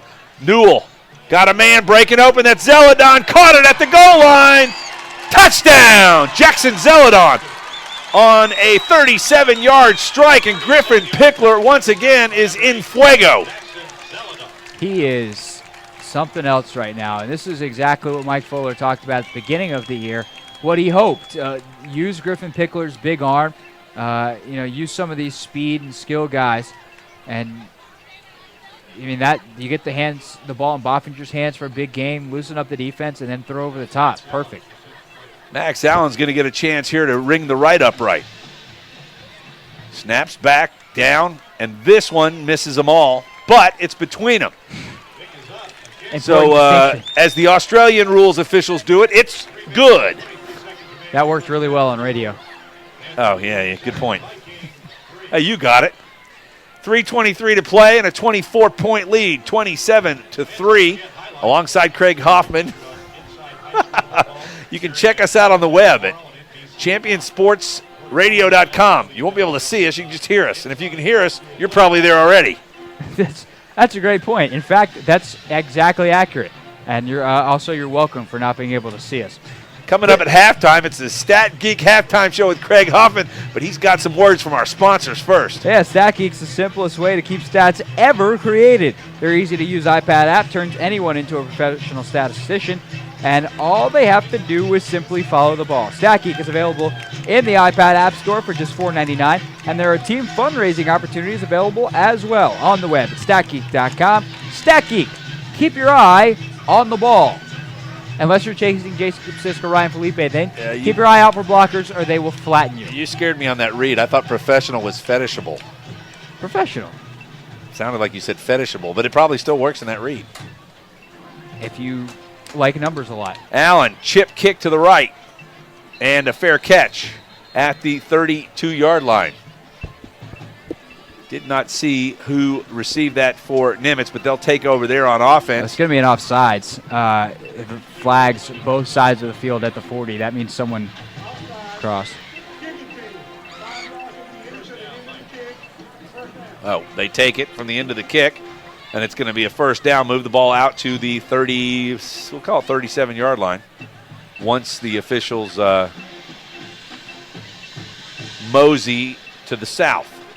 If we call it the 37, what do other people call it? Actually, they're going to go to the 38 because they started at the 33. What do the other people call it? 37? We'll call it the 37. In Russia, they call it. Go ahead. Go ahead. I want to hear that. I don't know what they call it in Russia. I don't speak Russian. They call it Turkey. Here's the handoff up the middle. And this is not going to go really anywhere as Mark Eugene is knocked down. He's carried the bulk of the load along with D'Angelo Allen tonight. Clark has gotten a couple passes completed, but nothing really of note. He's been close on a couple balls, and i.e. the 24-point deficit that Nimitz Vikings enjoy right now. Handoff once again up the middle. I don't know how much they're enjoying it. And, well, that was kind of a tongue-in-cheek. Eugene takes it for another. We'll give him 2 yards on the play. It's going to be 3rd and 5. Ball at the 48. Oh, check that. That's the 43. In other words, right at the bottom of the G in Grapevine-Colleyville Independent School District, the logo at midfield.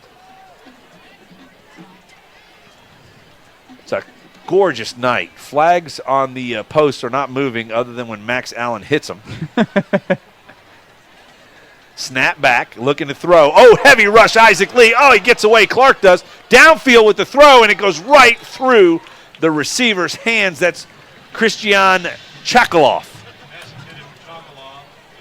Chokoloff was wide open, and actually a nice job of playing Space Invader by the quarterback, Jimmy Clark, to Sir Isaac Newton Lee. We're just throwing all the nicknames out, or I am anyway. Yeah, let's say, what's his wee business? And it's 4th down. Yeah, Clark, great job of sliding in the pocket. I mean, Lee had a free shot, and just Clark made him whiff. And we know how good Isaac Lee is. And let's see if this time instructions are followed and there is a no punt to anybody. Oh, no, this one's going in there, but it's high and it's short.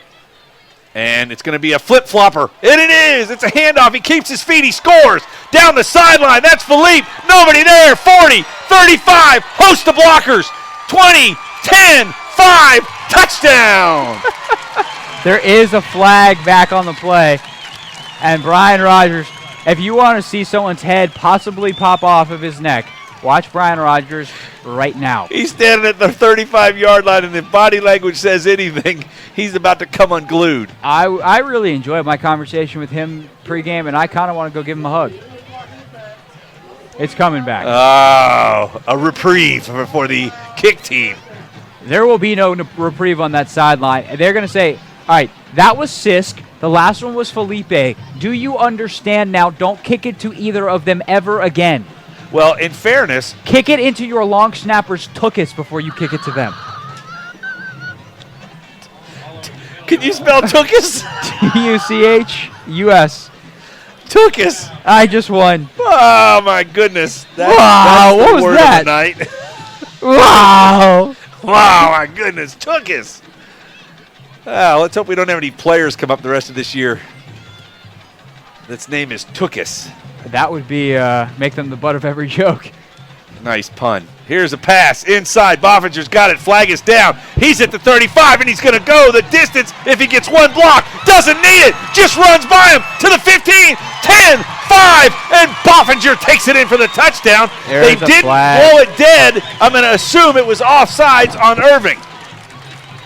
If it was a motion or an illegal false start, that would have gotten blown dead, but the official, as he comes up, is waving his hand. So that would go a total of 63 yards on the pitch and catch, and it's a touchdown. He shot out of a cannon. I mean, I he didn't turned see to the second cannon. gear there. Did you see But it? that was for second gear. That was like fifth gear, sixth gear.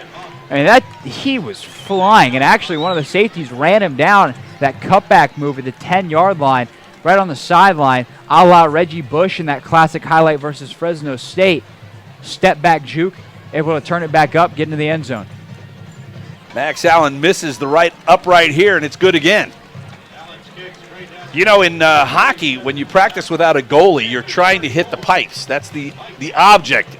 Instead of scoring, hit the pipes. Well, really, there's not any defense right there, so Allen's trying to hit the post. Because if you miss, it's good. Sure. Okay, that didn't work out the way I thought it was going to. It's been an exciting last 2.5 minutes. 1:37 to play, and the Panthers now lead by 31. Get out your second half theater. We're about to go just postal. All you need to know for the second half is they know who we mean. Will be explained. I may have to bring up my Pat Summerall imitation as we come back we for don't the do second imitations. half. Let's just tell stories. Let's just have a good time. All right. Stories, very nice. Well, like the story about Steve Swanson. You know, he's at Whirly Ball HEB, and we want to thank him for sponsoring this broadcast. Nice segue. Corporate events, team building, private parties. You know, we know about fun, and they're more fun when you're zipping around in a whirlybug. And they have the most affordable laser tag in town. Leagues are starting up now, so visit them online at whirlyballheb.com. I've played whirly ball. It is the bomb. It's fun, and we know fun. Surprised Fox Sports 1 hasn't hired us Hey, yet. at Champion Sports Radio, we're serious about having fun. Kickoff from Lions, left-hand side. This is going to go straight out of bounds. At the 17-yard line, there's a block. Jared Henderson finds himself on his back, but no flag. I think there was a flag. Oh, they did. The official took his hat off. Yep. A late flag, so this is going to negate. We may just have a do-over. Trying to figure out the official's going back to stand at the 10, 15-yard line where I believe the ball went out of bounds, he's saying. We'll listen to the call. I'm not even going to try and venture a guess. Because we don't have a clue what it is. But it is fun. If you don't carry two hankies, you got to use a hat and a hanky. Yep. And when that's done, you just use your sleeve. No, wait. That's if you got a runny nose. Forget it.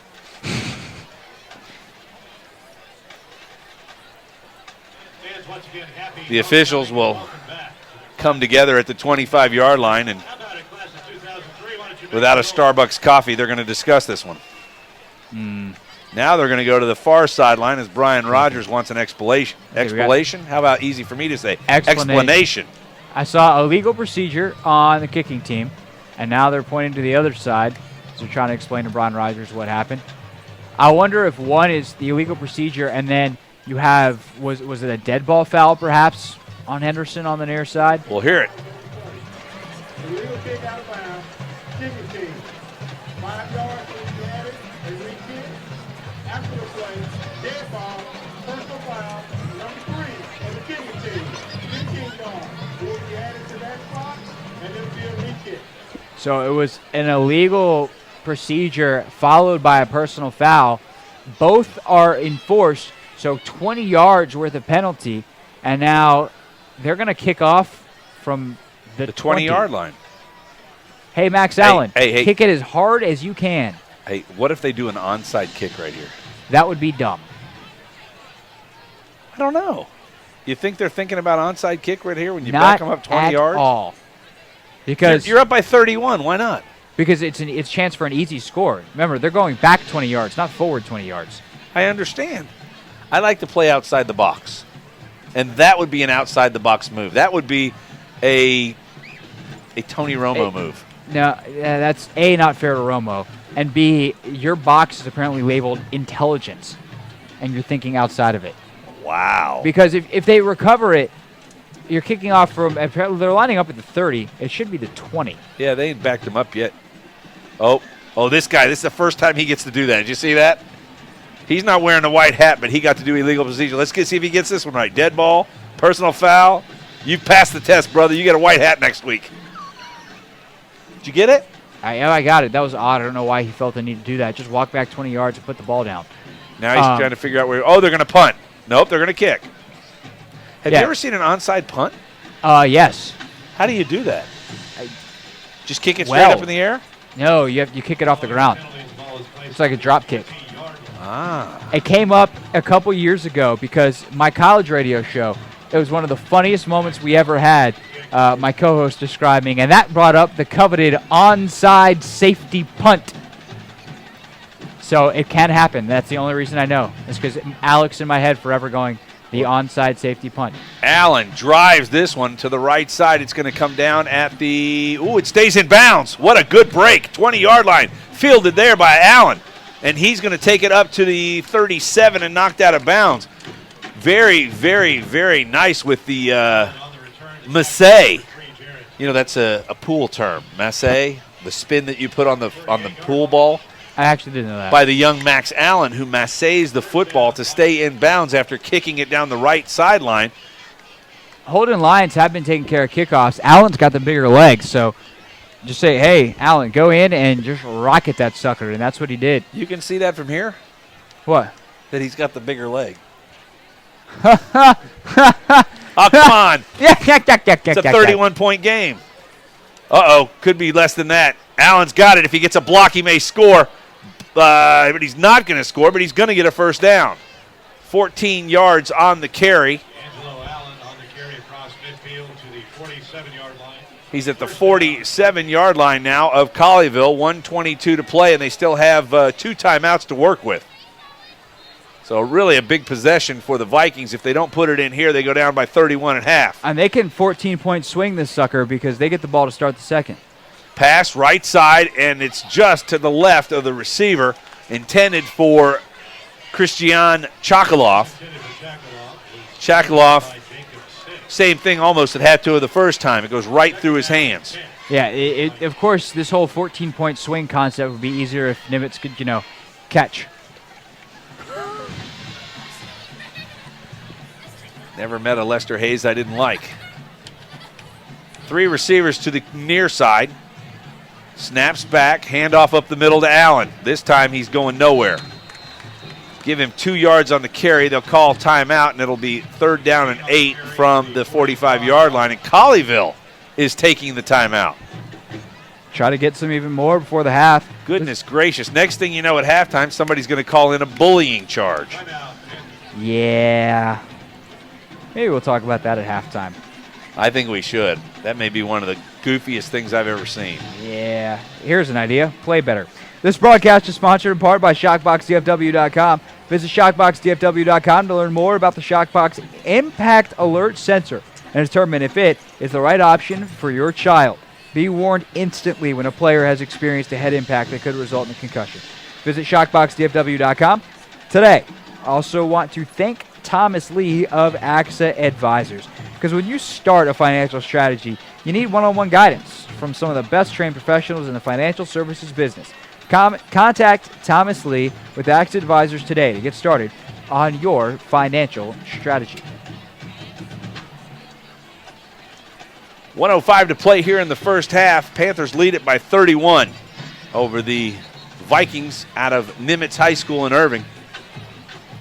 Thanks also to the Greater Dallas Youth Orchestra. Check out gdyo.org to learn more about this amazing group, including when your next chance is to enjoy a cultural experience with your family without breaking the bank.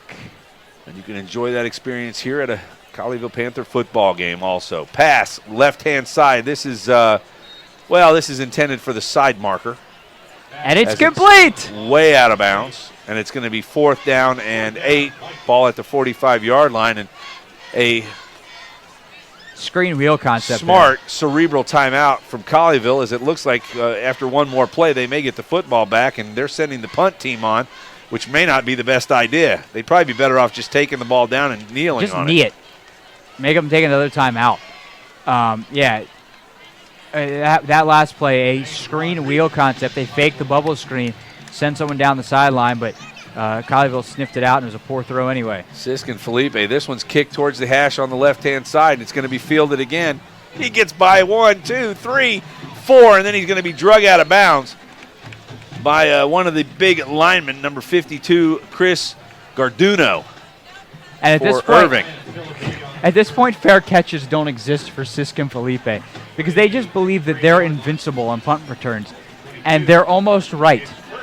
You ever seen that Wonder Twin Powers? I know that was a guy and a girl, but Wonder Twin Powers activate. I think I know what boom. you're There talking you about. go. Wonder Yeah. Twin Powers down there. The funny thing is, there's actual twins on the other sideline that are. And they have not been a factor in the game. No, they haven't. These are guys that are getting D1 looks. But according because to of Brian their Rogers, size but- and Yep. speed, not because of necessarily their talent. I don't know what position they'll play in college, though. That would be on the bench, unless they get better. Pickler rolling left, got a man, throws a duck out there, and it's caught. Trey Smith ready for hunting season. I see what you did there. It's duck season. Wabbit season. Wabbit. What was that? That was you, is what it was. Another drop. What's up, Mac? First down, chains move, 35-yard line, 40 seconds to play in the half. Pickler looking back, got a man and a screen over the middle, and Toberni's going to, there's the big guy there. We've got a flag down. Here's some extra action from Boffinger. He does not draw the flag as his legs were cut into by number 32, Kelvin Diaz, for Irving. Remember, Boffinger left the game earlier after taking a shot to the legs. Yeah, I can see why he's a little bit perturbed. Did I use that appropriately? Yes, you did. Thank you. Trey Smith's punching himself in the head, so I'm going to guess this penalty's on him. Yeah, he may have gotten a. Did they interference downfield? Was he blocking before the pass? Perhaps. I think they just called it a hold, though. Oh, a hold. Okay. 33 seconds to play, and it's timeout. Colleyville will take a quick break and be back with the conclusion of the first half on Champion Sports Radio after this timeout.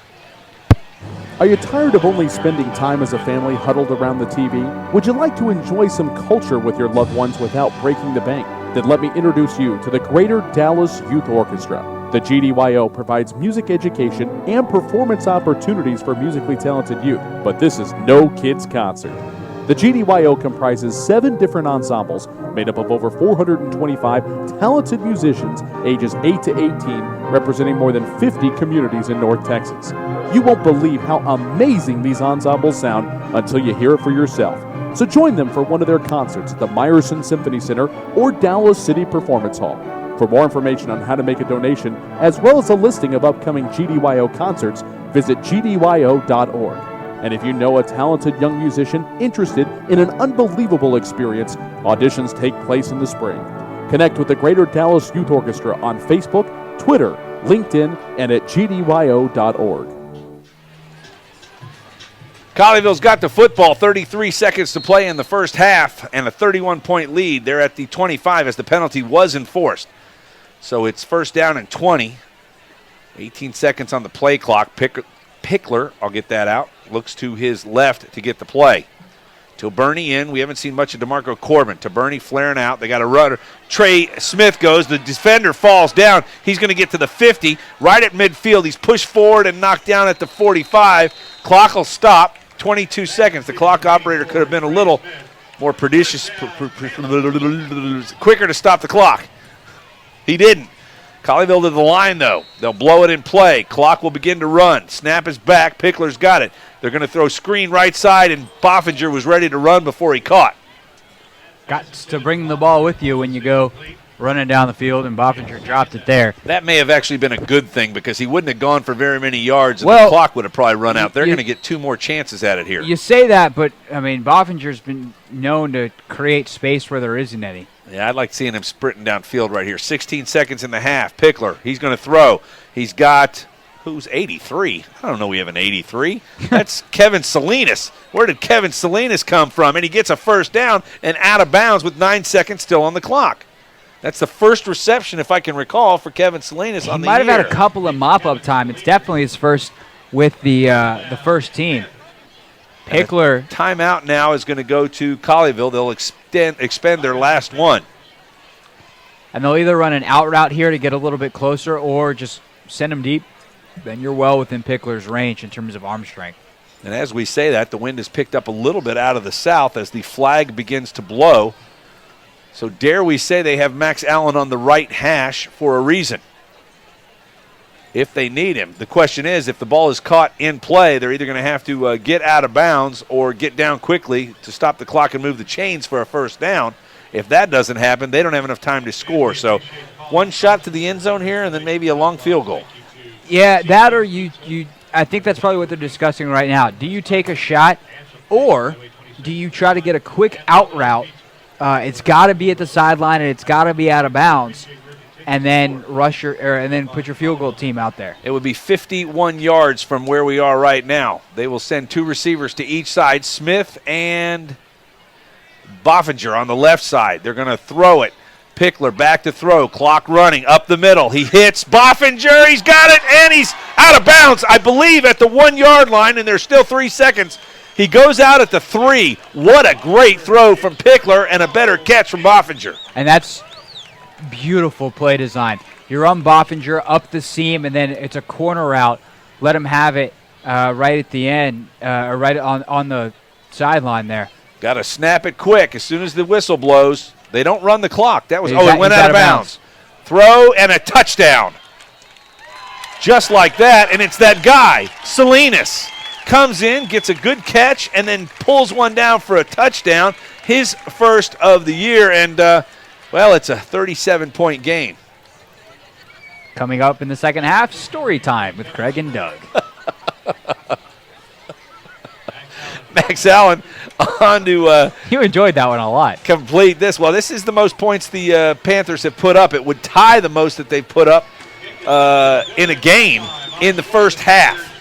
But a missed extra point, and that doesn't happen. But we are at halftime. When we come back, it's Craig Hoffman with the Stat Geek halftime show. Colleyville Heritage Panthers lead the Irving Nimitz Vikings 41-3 District 6-5A action. Back with Craig Hoffman after this brief timeout. On your own for the SAT or ACT? Follow My Test Answers on Twitter and Facebook for free solutions to official test questions. Got a question of your own? Send a message to My Test Answers and get a response for free. Got more than one question? Don't worry, we'll answer those too. With over a decade of experience in helping students prepare for standardized tests, the experts at My Test Answers will get you the answers you want whenever you need it. My Test Answers, problems solved.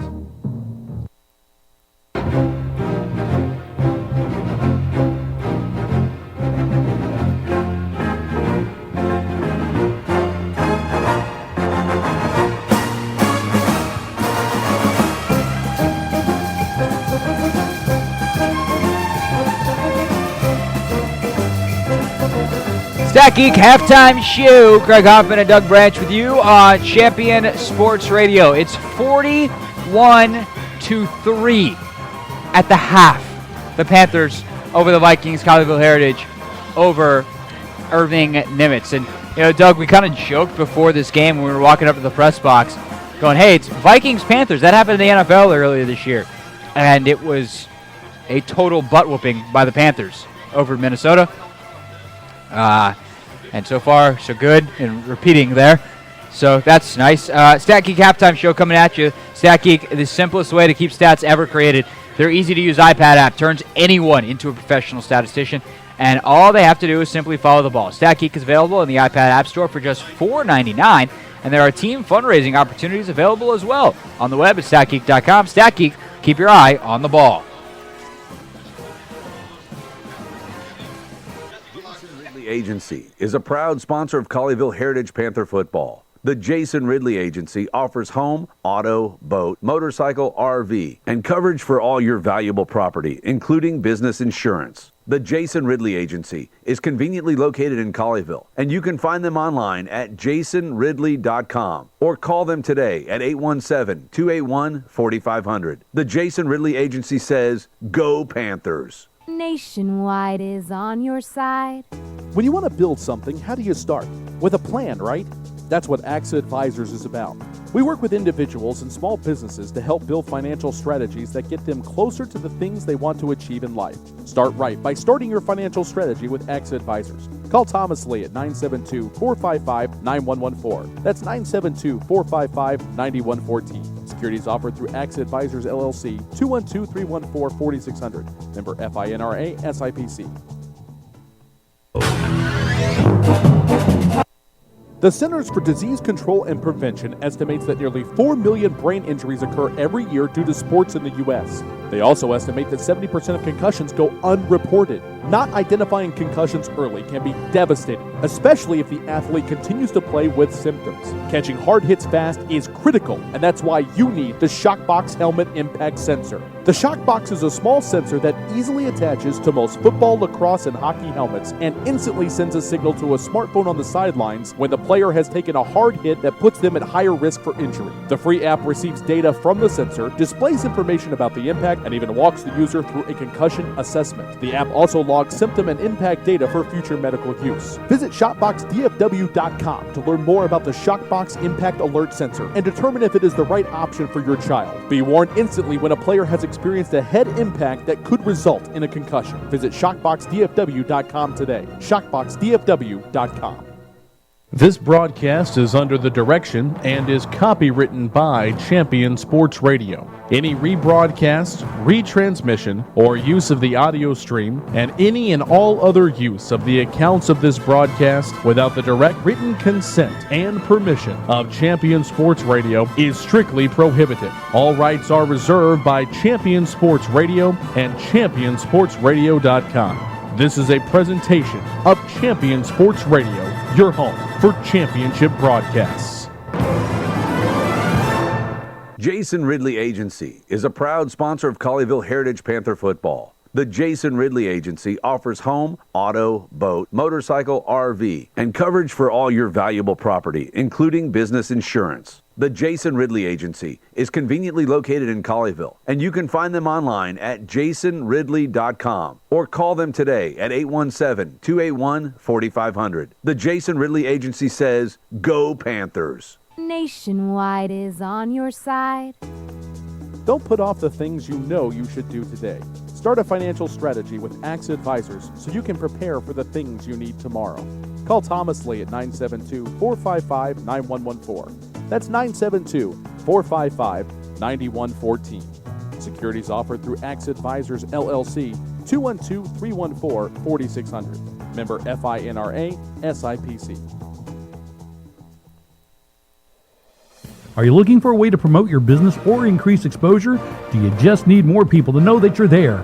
Join the Champion Sports Radio team and advertise during these games. In the last 4 years, Champion Sports Radio has broadcast over 600 games to more than 3.5 million listeners. And Champion Sports Radio wants to help you use major high school sports to reach thousands of local fans right in your community. Think about it. Die-hard fans just like you tune in each and every week, giving your business unparalleled access to the community. It's the perfect way for smaller individually owned businesses to cultivate a core clientele or expand their already loyal customer base. To secure your prime commercial spot during the broadcast, contact Thomas Lee at Champion Sports Radio by phone at 972-741-0334. That's 972-741-0334 or online at ChampionSportsRadio.com. Champion Sports Radio, your home for championship broadcast. The Centers for Disease Control and Prevention estimates that nearly 4 million brain injuries occur every year due to sports in the U.S.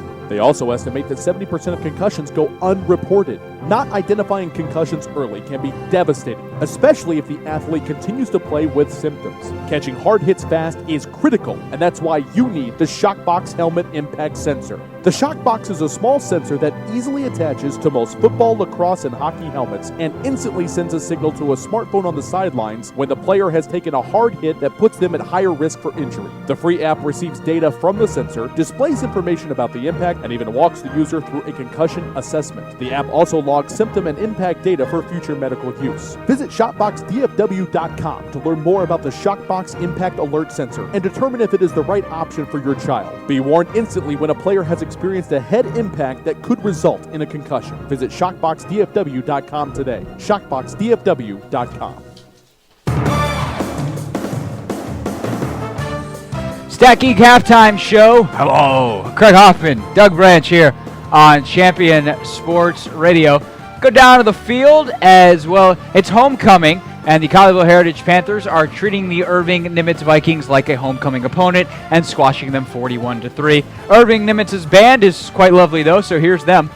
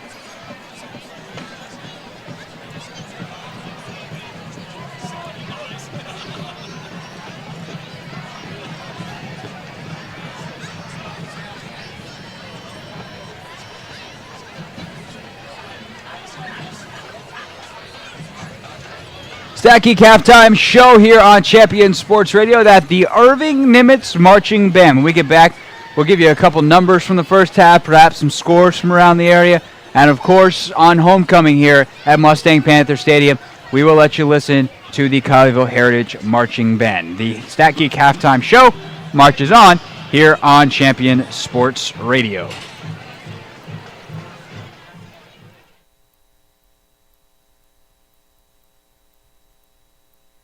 Is a proud sponsor of Colleyville Heritage Panther football. The Jason Ridley Agency offers home, auto, boat, motorcycle, RV, and coverage for all your valuable property, including business insurance. The Jason Ridley Agency is conveniently located in Colleyville, and you can find them online at jasonridley.com or call them today at 817-281-4500. The Jason Ridley Agency says, Go Panthers! Nationwide is on your side. Never do today what you can put off until tomorrow, right? Now, that's not exactly the saying, but it seems like people would rather do anything other than doing something about their finances. That's why there's AXA Advisors. We work one-on-one with you to create a financial strategy for the things you need tomorrow. Start your financial strategy today with AXA Advisors. Call Thomas Lee at 972-455-9114. That's 972-455-9114. Securities offered through AXA Advisors, LLC, 212-314-4600. Member FINRA SIPC. If you're a basketball parent or coach, you need StatGeek, the simplest way to keep stats ever created. Our easy-to-use iPad app turns anyone into a professional statistician, and all they have to do is simply follow the ball. Produce full and accurate box scores and play-by-play reports. Send accurate stats out to your fans, media, or recruiters. It's sports statistic collection redefined. StatGeek is available right now in the iPad App Store for just $4.99, and there are team fundraising opportunities available as well. On the web at statgeek.com. StatGeek, keep your eye on the ball. Are you tired of only spending time as a family huddled around the TV? Would you like to enjoy some culture with your loved ones without breaking the bank? Then let me introduce you to the Greater Dallas Youth Orchestra. The GDYO provides music education and performance opportunities for musically talented youth, but this is no kids' concert. The GDYO comprises 7 different ensembles made up of over 425 talented musicians ages 8 to 18, representing more than 50 communities in North Texas. You won't believe how amazing these ensembles sound until you hear it for yourself. So join them for one of their concerts at the Meyerson Symphony Center or Dallas City Performance Hall. For more information on how to make a donation, as well as a listing of upcoming GDYO concerts, visit gdyo.org. And if you know a talented young musician interested in an unbelievable experience, auditions take place in the spring. Connect with the Greater Dallas Youth Orchestra on Facebook, Twitter, LinkedIn, and at gdyo.org.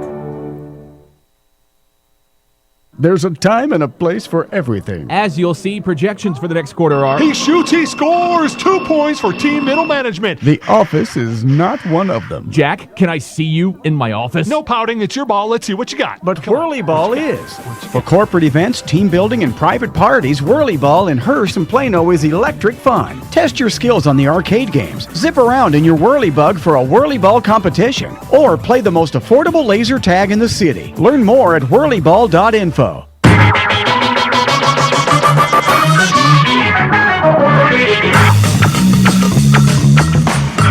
Stat Geek Halftime Show. Hello!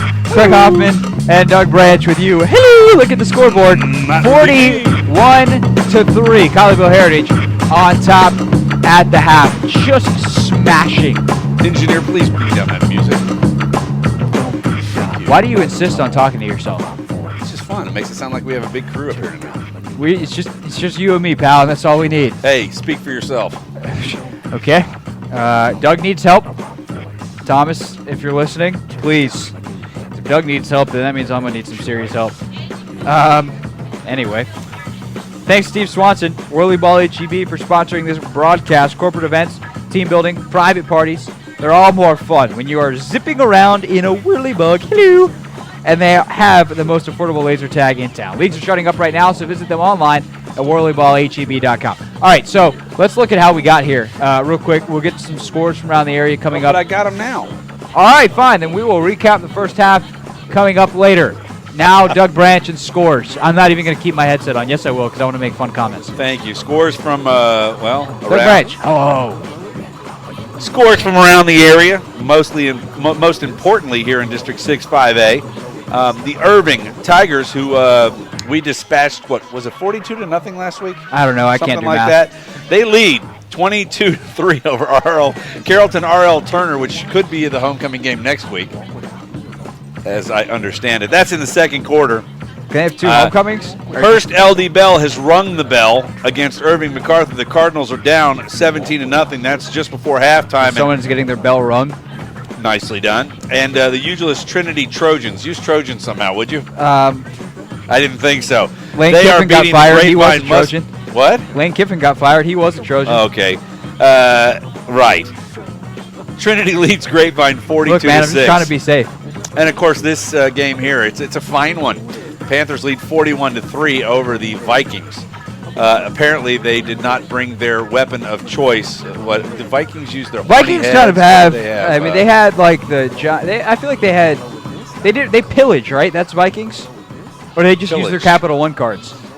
That's it. They didn't bring their Capital One cards tonight because they can't buy the ATM is closed. They can't buy a thing. 41-3. Panthers lead it tonight as homecoming ceremonies have started on the field. Let's go check. Well, you know what? Let's just stay in 6-5A. Let's talk about tonight. At Pickler, from what we understand at this point, 16 of 20 for 361 yards and 6 TDs. Is that good?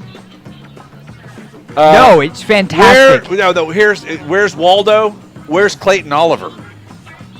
Don't need him tonight. We'll see him in the second half. We'll probably see Trevor Anderson. A lot too.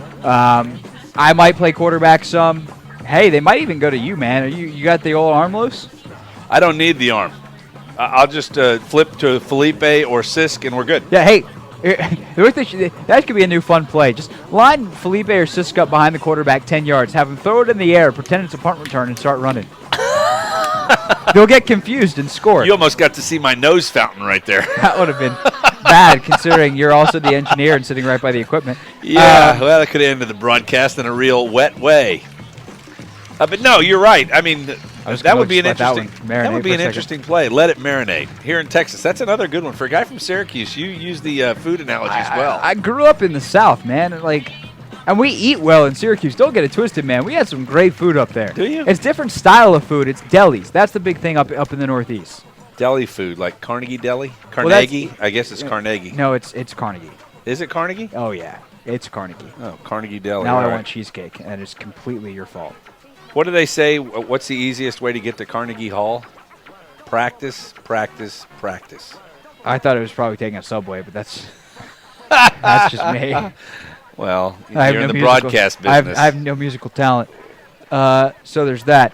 No, but Griffin Pickler back on track. Griffin Pickler's been exceptional tonight. You know what might be fun? Confidence in the throws. He's squeezed some balls into tight spots. Like he's made college level, pro level throws tonight, and he should be commended for it. And the results are there. I mean, 16 of 20. I mean, he's only got 16 completions for 361 yards. Now, granted, there's been some nice yak yards after catch. But Felipe had the long run, and then Boffinger. But on the Boffinger play, it's because he hits him in stride, and he can start getting up to full speed before he's got the football. And then once he's at full speed, good luck catching that dude. And they didn't. Yeah, we're talking football here at halftime. It's the Colleyville Heritage Panthers 41-3 over the Nimitz Vikings. Well, what I was thinking is we may do something that's never been done in Champion Sports history. Oh, God. As interesting as the first half Get was. Fired? Well, no, there have been people got fired, plenty of them. But how cool would it be to call the homecoming court? And she's walking. She's in boots. Right foot, left foot, right foot, left foot. I'm actually backwards. Left, right, being escorted by a guy in a red shirt, a black suit, and a black tie. The young lady is in a salmon dress with a black belt. We're turn down channel 3, engineer. Thanks. Did we run out of music? Yeah, I guess so. Now this is something you don't see very often. Oh, and now we got a football player. One of our Colleyville Heritage football players. It would be where's my roster? Patrick Blassingame. Yeah, that guy is out on the field. So apparently he's not integral in the offense coming up here in the second half. He is escorting a young woman in a I don't know how you describe her dress. It's fancy. That would look like a little white white underneath with a black lace. Yep. And then we've got a young lady who escorted herself. Apparently her date didn't show up tonight. So this is an unassisted prom queen. Should we go out? Should we go down and help her? You know, that would be kind of fun to see you run on the field with your microphone and interview her right here. Just run down to the headset, the cord not plugged into anything? No, yeah. Nobody, just put it in your pocket. They'll think you're wireless. Yeah.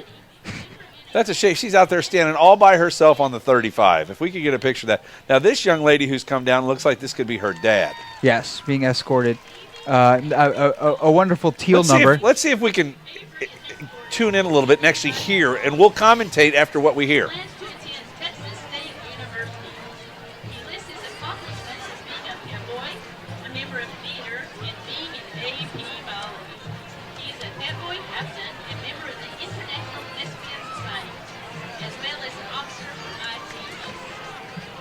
And he's got a big garter hanging from his right arm. This fella here looks like, is that mom, perhaps? Now, this might be, and if the lights went out, you would still see this young lady. Hello. She is in canary yellow, or though that'd be fluorescent green. No. This is like something you'd only see on an Oregon jersey. On a what? On an Oregon jersey. Oh. Like that's not a canary yellow. That's a canary who's been stuffed with a neon light and turned on. That is okay, that's a nice description of that queen of the court. That is aggressive. That well, dress. now. But she's doing it. Go you. Young lady, we are proud of you. The next queen coming down looks I think that's like one of the fellas. Okay, I see. That's a mom. That's okay. mom. Fella's he's got like, that's not even a garter. That's like a prize ribbon from the state fair. Just hanging on his arm. You think he got it over at off of Big Tex? Perhaps. Once again, this is the halftime show here, the Stat Geek halftime show alongside Craig Hoffman. And they are proud of it. And we're calling the homecoming court. Too bad we didn't have all the names. That would have been more fun. Yeah. We could make them up. Nobody'd know. Yeah, they probably would. But not until we're gone. You got another young lady coming down in a wonderful strapless that's number. a strapless, elegant, blonde hair, blue eyes. You can't see her eyes. I certainly can. You went home and got your glasses. glasses. Superman vision. And our final, apparently, feller. King, what do they call it? It's not the king of the court. What Homecoming is it? king. Homecoming king. Yeah, all right. So he's got it's been 30 years since I was in high school. A slick gray suit on, a navy blue shirt, silver tie. That is nice, Mom. Mom walking him down. He'll go plant himself on the 50, and perhaps we will get an announcement here on the homecoming king and queen. Okay, so let's do some gambling here. For really? Homecoming king, I'm going with the guy with the State Fair prize ribbon. And even though I like the young blonde-headed lady with the blue eyes and the black dress escorted by her dad, I've got to go with the neon outfit. Yeah, to me that's I've got too to. aggressive. I mean, that's just shot. And I didn't even see the girl. You want to know what? Nice I'm going to go with the young lady without a date, and she's going to go home with something on her arm. And who's our sponsor of this segment besides Stat Geek? Do we have a sponsor?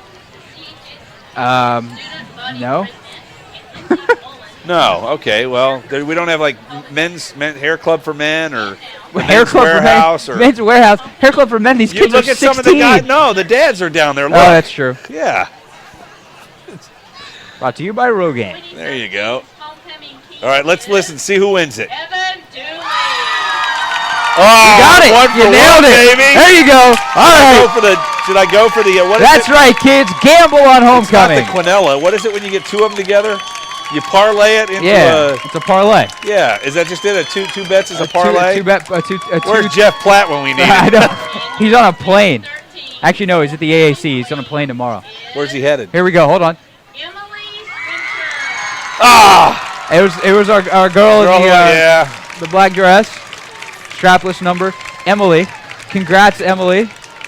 The 2013 homecoming queen here for Colleyville Heritage High School. That is a handsome couple. Would you say that, handsome couple? Yeah, you could. All right, I just want to make sure I said it right. You're big on misusing words tonight, so.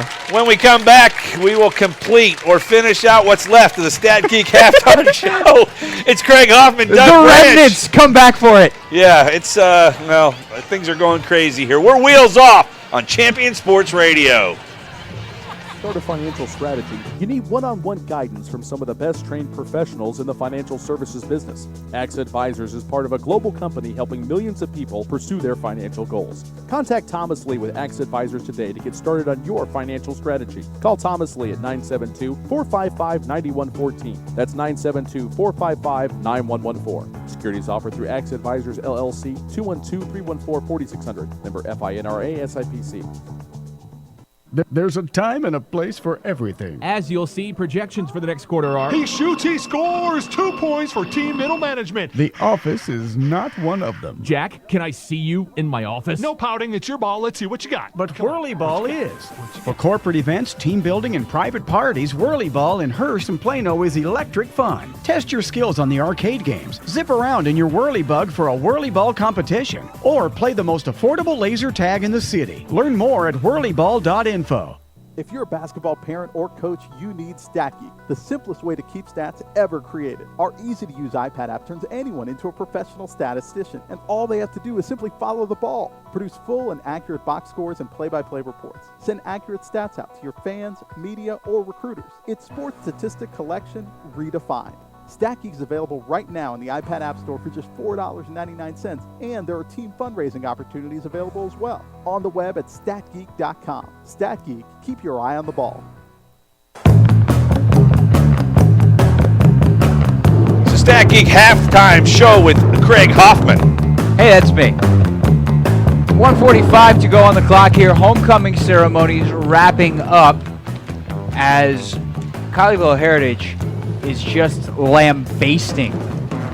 Isn't it basting? Lambasting? Or is it lambasting? I don't know. Can we get a ruling? Lambasting? Lambasting, correct? I don't know. The guy from TCU doesn't know a dang thing. Yeah, we just got to shrug. Writers. They don't have to pronounce anything. Yeah, he's a writer, He could spell it. He couldn't pronounce it. He's got spell check. No kidding. All right, 1:14 to go here on the clock in this portion of halftime.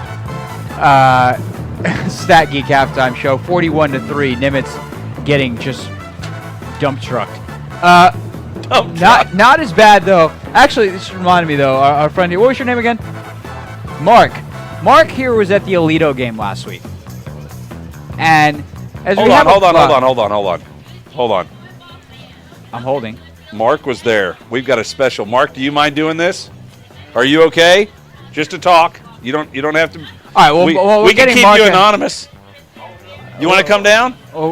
We get Mark a headset. All right, hold on. We're going to hook him up with a headset. I'm going to take out the. We won't do any commercials, so I'll take out the commercial mic. Well, right now, obviously, we won't because. But I'd love to hear firsthand because I have an opinion on this. And it looks like there's going to be a lot more banding going on. Yes. For those that are unaware. Do you like that? I made that word up, banding. Alito played last week, and they played. Who was it? This is technical speak right here. Check. Can you hear it? Check. You have check 1 2. The same microphone in front of your face. Oh, you're right. Well, you put it on, Mark. We'll see if we can hear Mark. Can you hear Mark? Can you hear me? No. We're not getting you, Mark. Where are you? How about now? There we go. Okay, great. All right, so you're up. They were playing who? Fort Worth Western Hills. All right, and they won 91-0, correct? That's right. All right, and then there was a parent from Fort Worth Western Hills who decided that mom? I think it was a mom. Yeah. Okay, so mama got mad and decided to complain to the school district. Does that sound okay? Your engineer wants to know. Sounds great. Okay, yeah. Great. That there was bullying happening because they won 91-0. Now, my simple response is play better, but you were there. Did it feel like they were running up the score, Alito? Not at all. If you can ever have 13 touchdowns scored just within the flow of the game, that was it. Well, if we don't go much farther here, this could be considered a bullying game, and we could have ABC News and CNN and everybody down here next week for this Colleyville team. I say we do it, and we can get on television. Should we call it a bullying? That we're not going to call the second half of the game because of bullying? Let's start the controversy now. Also, this Alito didn't go out of its way to score touchdowns. It didn't appear. They threw 2 passes in the second half. They had third stringers in there. They ran the clock in the fourth quarter. Nothing unsportsmanlike or bullyish about that. What I thought was amazing, too, is after the game, Alito's coach basically said, look, I can't tell my third-string kids to not play hard. Yeah, exactly. And so, they're out there playing hard, obviously, but, I also heard that starters out of the game even in the first quarter, like being rotated out to stay fresh and minimize their playing time. Yeah, I don't think anybody got more than about 4 or 5 carries, 3 or 4 catches. Yeah. You know, my thought on this is, and maybe I take the very cynical view, if I'm a coach and somebody accuses me of bullying 91-0, now granted, that's a lot of points being scored. I'm thinking next year I offered them the opportunity to play my 8th grade squad. You know what I'm saying? I'm kind of like, if you can't play with the high school kids, how about we bring the 8th graders up? If you score a couple touchdowns, we'll spot you a few, and then it'll only be 91-14. But I'm like, you know, I played high school football in Texas. Sure. I'm shocked that this story had any legs, that it got national attention, that there was even the chance of bullying. I mean, that word to me is offensive in the realm of athletics. Well, I think there's it's bullying offensive going to on. people who actually do get. I mean, bullying is a serious problem in America. Certainly, but it's not on the athletic field. But not on an athletic field. And the reason we bring Mark in here, covering actually for both the Sports Day. No, don't say that. Don't say that. You don't want to get him in trouble. Nice. Oh, no, it's fine. Well, all right, we'll thank the Star Telegram and the Dallas Morning News tonight. For giving us Mark here tonight. But you were there, and it was obvious that they weren't trying to do this. And in fact, were progressive in not, trying to run up the score. But they still have to play. It's not like they're going to go out there and take kneel downs in the third quarter. So I'm glad that you were able to verify that. Now, I will say this, someone who covers high school sports like you do, the district. Is there something that needs to be looked at there so that that these two teams aren't playing each other, whether it's putting them in different levels or different districts? What should be done to prevent this from happening again? Aledo needs to be in a more competitive district. They've won games 84-7, I think 77-0. They're averaging 69 points a game. So there are other Metroplex or West Side 4A teams that could give them a better game. And I got to tell you, what I'm seeing down here at halftime, I'm interrupting your bullying conversation, but the dads are dancing with the girls that are normally doing the line kicks. And this is the exact reason why I'm glad I've got 3 boys at home. No offense, but you will never see me out there doing a high kick. Otherwise, I'm looking for a groin injury. Yeah, I would say I could just your hamstrings would be toast. Yeah, so it's interesting in terms of realignment. Do you think that actually will happen? Oh, yeah.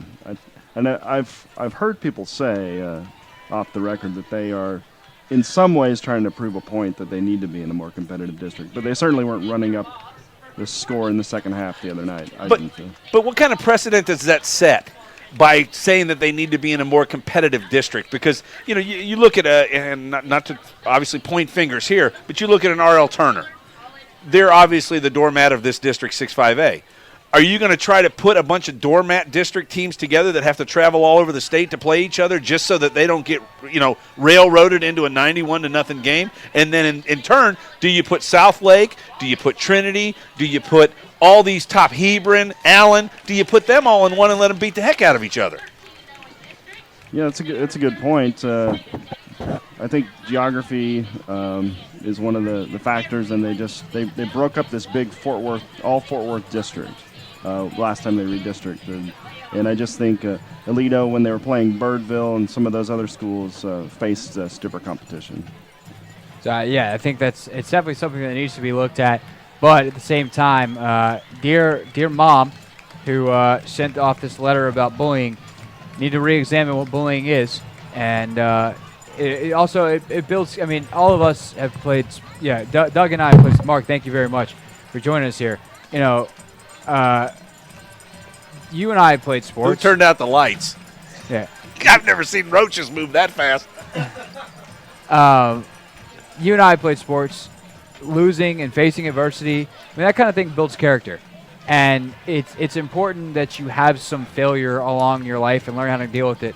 And it's a greater issue that we have just, I mean, you're a parent. I'm not. But so I'm loosely called a parent. Yeah. You have kids. Yes. Whether you're a parent or not is up for debate on occasion. I've been in a car with your son. No, that's scary. I didn't need to visualize that. He gave good directions. You guys had to run and run a quick errand. Here at Champion Sports, Aaron, so I understand what you're saying. We're doing storytelling and funnies right now. Yes, which will basically be the entire second half. Speaking of the second half. Yeah, about to start here. But the point is, part of the reason you put your kids in sports is to learn how to, invaluable things about teammates or teamwork and respect and discipline and all these things. But it's also how to handle winning and losing. And, when you get into the professional world, you're going to win some, you're going to lose some. And how you handle both is imperative. And if you're going to get your butt kicked and then whine that the other team is bullying you, it's remember, it was a mom. It wasn't the players. And the thing that bothers me, I think, most about this is what sort of precedent does it set? And does now the microscope sit on Texas, the state of Texas, and everybody's watching football here to see if anything like this happens again. And then they say, see, those fools in Texas, those football-hungry folks in Texas didn't learn a lesson. Yeah, we'll see what happens. All right, second halftime here at Mustang Panther Stadium. I'm Craig Hoffman with Doug Branch, as Max Allen has it teed up at the 40. Sends it high, end over end. Eugene fields it at the 5 on the near side, runs across laterally to the far side, cuts back at the 15, but can't escape the arms. I think that's Braxton Martin. It looked like Daniel Marcus there, 34. Oh, it was. And on the tackle. So Braxton Martin, the middle linebacker of that defense, comes out with his crew. Actually, is Braxton out there? I don't see him. Looks like there's already some subs, so this will be an adventure here in the second half. Max Crosby now out there as linebacker. Vallely's still in, and, of course, you've still got Jared Crouch in, who was nicked up a little earlier in the game. Yeah, and, of course, Sisk and Felipe on the back end. So out comes the offense in all-white uniforms for Nimitz. Quick pass to the near side is caught and ripping free from a tackle across the 20. A good job by D'Angelo Allen. Jimmy Clark playing quarterback. Sorry about that. Ryan Felipe comes to challenge the pass to Allen, and instead of going for the sure tackle, he tries to rip the ball loose. Of course, a host of Colleyville defenders show up and limit it to just a 5-yard gain. That's how they do. Colleyville swarming to the football. 2 receivers on the far side, a tight end over there as well. As Clark goes back in the shotgun. Eugene stands next to him. Michael Scott, the receiver, down to the near side. Snap, roll out is complete to D'Angelo along the far sideline. In fact, clipped the sideline out across first down yardage across the 30. They mark him out at the 31. D'Angelo Allen again. Get the ball to 17. That seems to be the best offensive strategy for this Nimitz squad. And had he not gone out of bounds right at the 31-yard line, a nice play by Nick Felix, who was over at the left cornerback to prevent that from going any farther. So 1st and 10, 55 seconds gone in the second half. 41-3, Colleyville Heritage on top playing defense and trying to tackle Mark Eugene, spinning him around as he goes off tackle to the right, and finally dragged down after a nice gain of 8 all the way up to the 39. Well, he pulls the right side right over the guard, does a little 720 action, and that picks up almost a first down. It'll be short by just a couple. Spinning, and then that was a 720. We're almost getting to that X game stuff where they do the 720s and the 1080s and the what's after that? I don't know. All right. I think they crash, actually. Too high in numbers for me. Jimmy Clark in the gun, ball on the far hash, 2nd and 8. Snap to D'Angelo Allen again, screen pass flared out to the near side on the numbers for first down yardage as he dives down at the 45, inching closer and closer to Colleyville Heritage territory. Well, Colleyville's put some subs in, and of course, the clock running is certainly their friend here. But this looks like a different Irving team, and of course, they're not trying to as much run the football right now as they are pass it, which maybe they should have tried that a little bit more in the first half. Hey, just some flare screens either way, mixed in with a couple of runs. As we wind now, 2 minutes gone into the third quarter. Clark lifts his right leg, takes a snap, rides a read option, hands it off up the middle. The ball come out. I think Jared Crouch stole the football. He did. And he's tackled at the 50. Jared Crouch just literally stole the ball from the running back, Mark Eugene. And so much for that drive.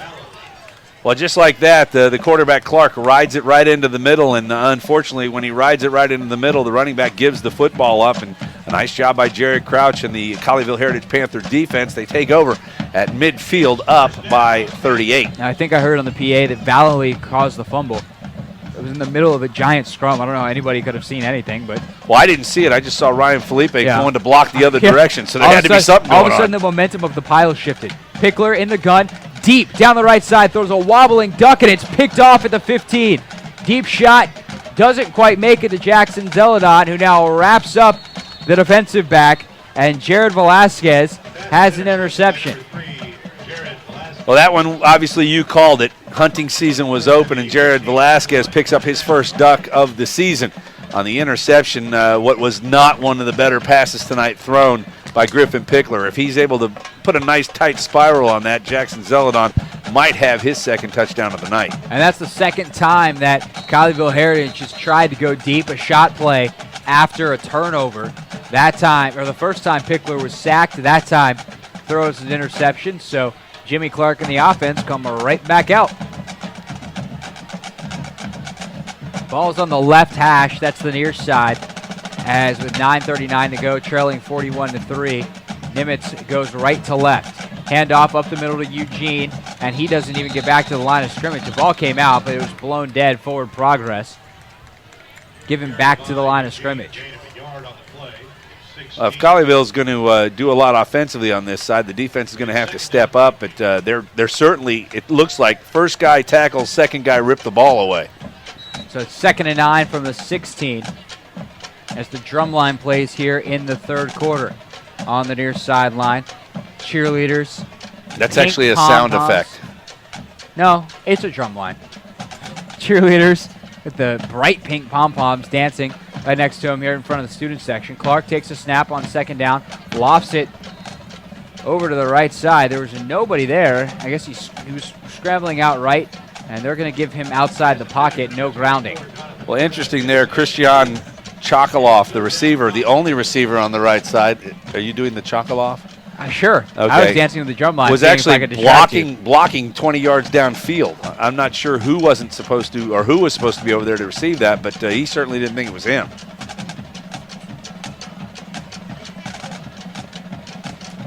As the drum line proceeds I can to remember speed up. high school being a fan at games and third quarter drum line. We had an awesome drum line, something I always look forward to. So let the fans There's a enjoy hold. some of it. Jimmy Clark is sacked on 3rd and 9, all the way back at the 11-yard line. Faced pressure immediately after the snap. His offensive line collapsed, and then so did he. Tell you what, Isaac Lee wore Christian Garduno on his back like a Superman cape. He comes off the right edge, runs right by him, and Garduno basically wraps around his neck and tries to keep him away from the quarterback. Not successful. And Irving will punt, and it's those two guys again. What do we say? I'm saying run back for a TD. I'm going to say they kick it nowhere near them, or Brian Rogers' head pops off. He's going to have to really put his hook foot into this. James Rodriguez standing back a yard deep in his own end zone. The ball is at the 11, play clock at 5. Here's the snap. It's a good one. Kicked, and he kicks it 30 yards out of bounds. On the near sideline. They got to mark that one at the 22. There is over. no. Look where he's standing. The official's at the 32-yard line. That ball came across the 20, inside the 25 from where I'm sitting. What a generous spot. Yeah, that was oh, goodness. Incredibly nice. And you want to know what? He's getting a pat on the back right now. You didn't kick it to 10 or 19. Good job by you, son.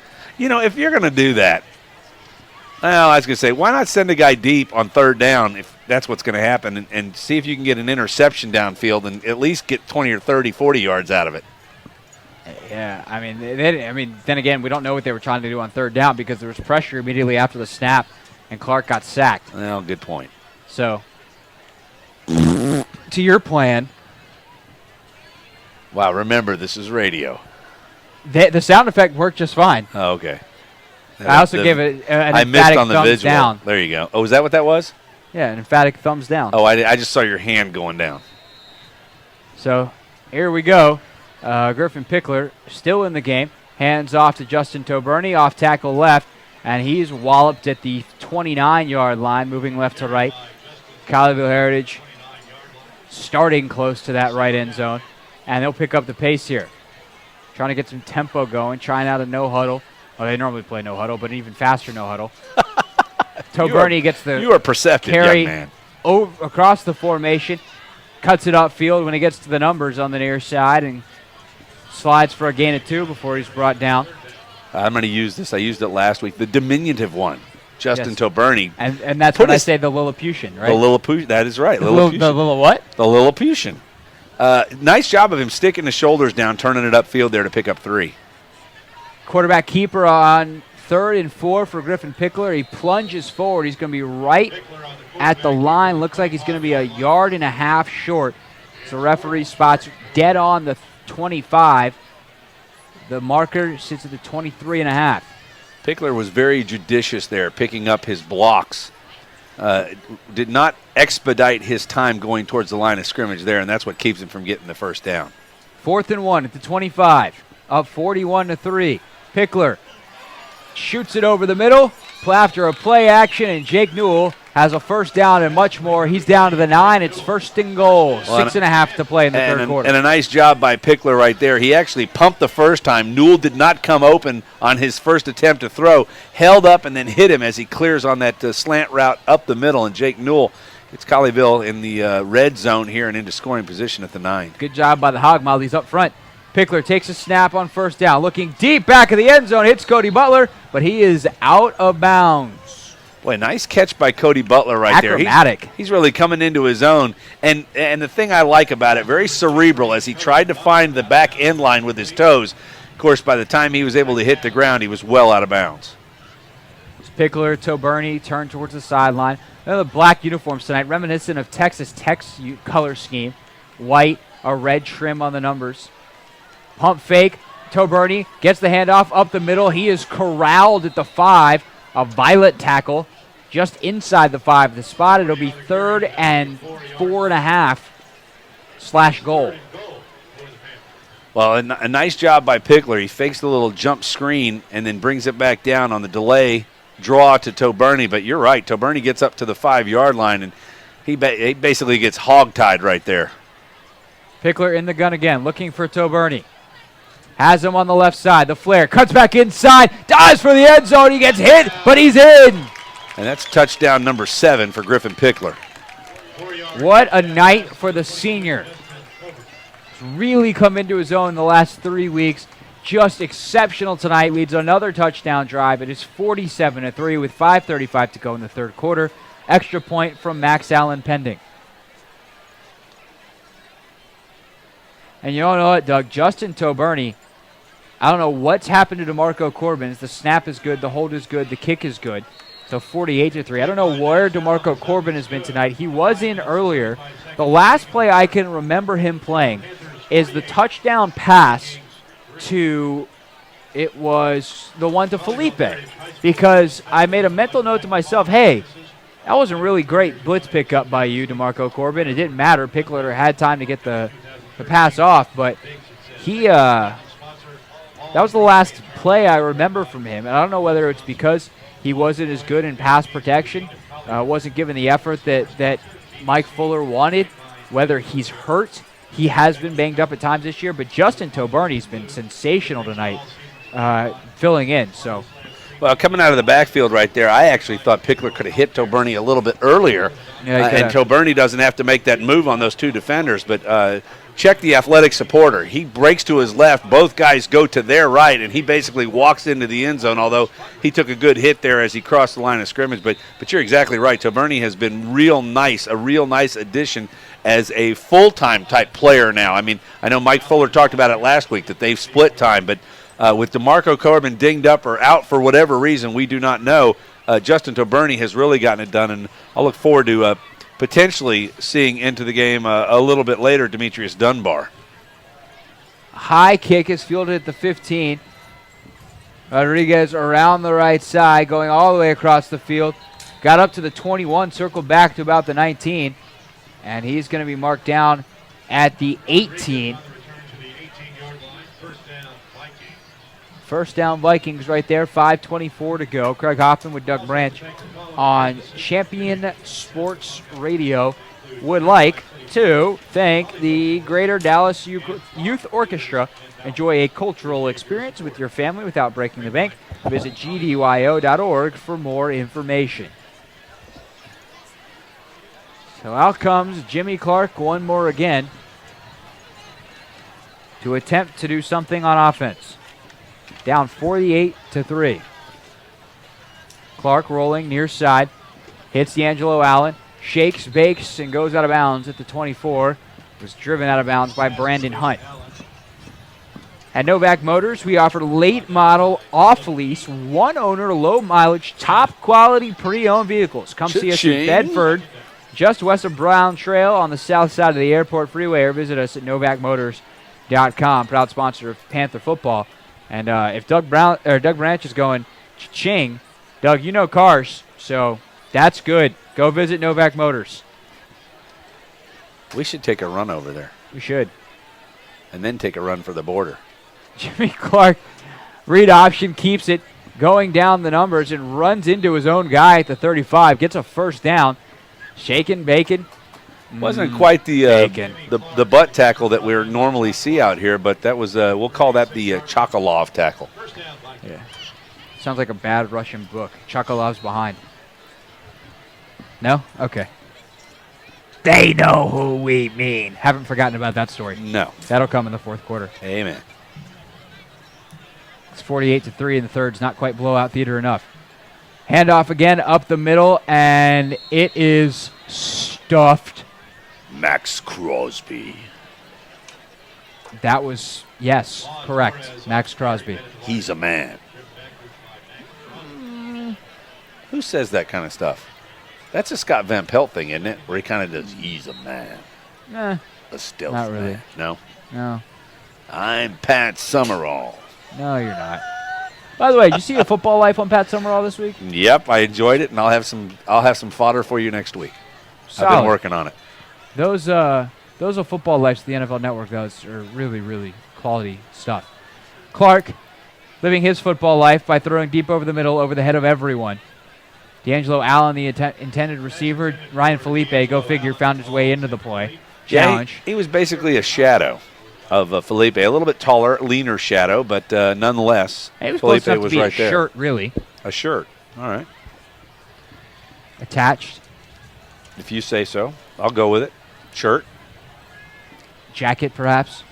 A light wrap. A light dinner jacket. A light wrap. Yeah. Yes, sir. Just I'll have one more. Give me another, please. All right, you done? I'm done. All right. Clark and the shotgun shift in the formation. Allen comes to the slot near side. They'll throw back to Scott. Catches it in the backfield. Tries to shake a tackle, and he goes nowhere. Brandon Hunt, the tackle in the backfield at the 36-yard line. So 3:22 to go. That brings up fourth down, and out comes the punt team. All right, so my scouting evaluation on Mr. Scott. In baseball, a really, really good player is a five-tool player. Uh-huh. That young man's got two tools, height and weight. He's going to have to work on the other three. Yeah. Because at that height and that weight. He looked, he had good hands there. He just couldn't get anywhere. He did, but he needs to be running people over, not trying to run around them. So that's my humble opinion. I say it how it is. It is how I say it. All right. Ho-hum, Doug Branch. Here's Rodriguez to kick to Sisker Felipe, or probably not. Where's this one going? Oh, they're going to get it. Sideline. It will bounce, and Sisk is tackled at the 30. Oh, they just can't stop themselves. They just can't help themselves. Why are they kicking that way? IDK, my BFF Jill. Repete, s'il vous plaît? Nope, that's a one-time only. Okay. That would have been his Pop joke culture. going right over my head. Yep, pop culture reference. Don't worry about it. Mark got it. Yeah. I guess you got to be under 40. Or watch more television. I watched about plenty, 3 years ago. plenty of television. It was a phone commercial a couple years okay. ago. That a buddy of mine reminded me of this week, and I was determined to get it in. There you go. You did. So You here's worked it Clayton nicely. Oliver now in for Griffin Pickler. His night done, completed with 7 touchdown passes. We have a Demetrius Dunbar sighting. Indeed. I believe that was my Johnny Carson Karnak moment a moment ago when I said I believe we would get a Demetrius Dunbar, and now we have him. Well, you do realize Coach Mike Fuller monitors our channel. Oh. Yeah. Hi, Mike. Mike. Uh-oh. Demetrius Bumble, Dunbar Bumble, fumbled the football on the exchange from It's Oliver. still going. Look, they're blowing it dead, and the guy's running out the backside with it. Lucky for the Panthers. Were they calling? And they called him down. Were you making stuff up there? What do you mean was I making stuff up? The ball was in the referee's hands, and you said a guy was running. No, number 4 had it. He came out the backside with the ball. No, he didn't. The ball was still in the pile. I want to see a replay. My glass is fogged up. Oh, that's got to be an offsides or movement on someone. Flag on the play. And a horn. And a horn. And another horn.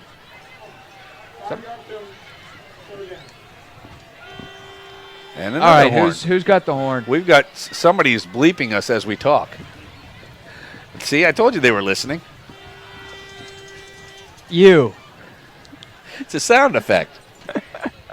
Although mine sounds a little lower than that. Uh-huh. All right. Oliver on 3rd and 10. Looks to the far side, has a man upended across the 36. He'll be short of the first down. That reception by Demetrius Dunbar. Well, he's got to be well over 400 yards and 7 touchdowns so far. And well, that was Oliver. Oh, that was Oliver. It was Oliver. I only said it 4 times. You did? Yeah. You know that Oliver's a really a pretty good name, isn't it? Apparently he plays. There was a dad named Oliver that I watched on TV on Sunday a lot. He's got a son. Wasn't there a cat named Oliver in a movie? I don't know. There's a Felix. Oliver and Company, right? That was a Disney movie, right? Wow. All right, I'm going to go down and bust that Vuvuzela in a minute. I don't think it's a Vuvuzela. Uh-oh! Bodish gets off a punt. Have we called his name yet tonight? I do not think so. I don't either. Ball gets all the way down inside the 30. So a 40-plus yard kick. Well done by Stephen Bodish. That is his first kick. They punted one other time, but Griffin Pickler on a quick kick. He will not need to polish his Nikes. Nope. Although he may polish them anyway because they're bright yellow and neon. We're going to take a quick timeout. We'll be right back here on Champion Sports Radio. 25 seconds left in the third quarter. Colleyville Heritage up 48-3.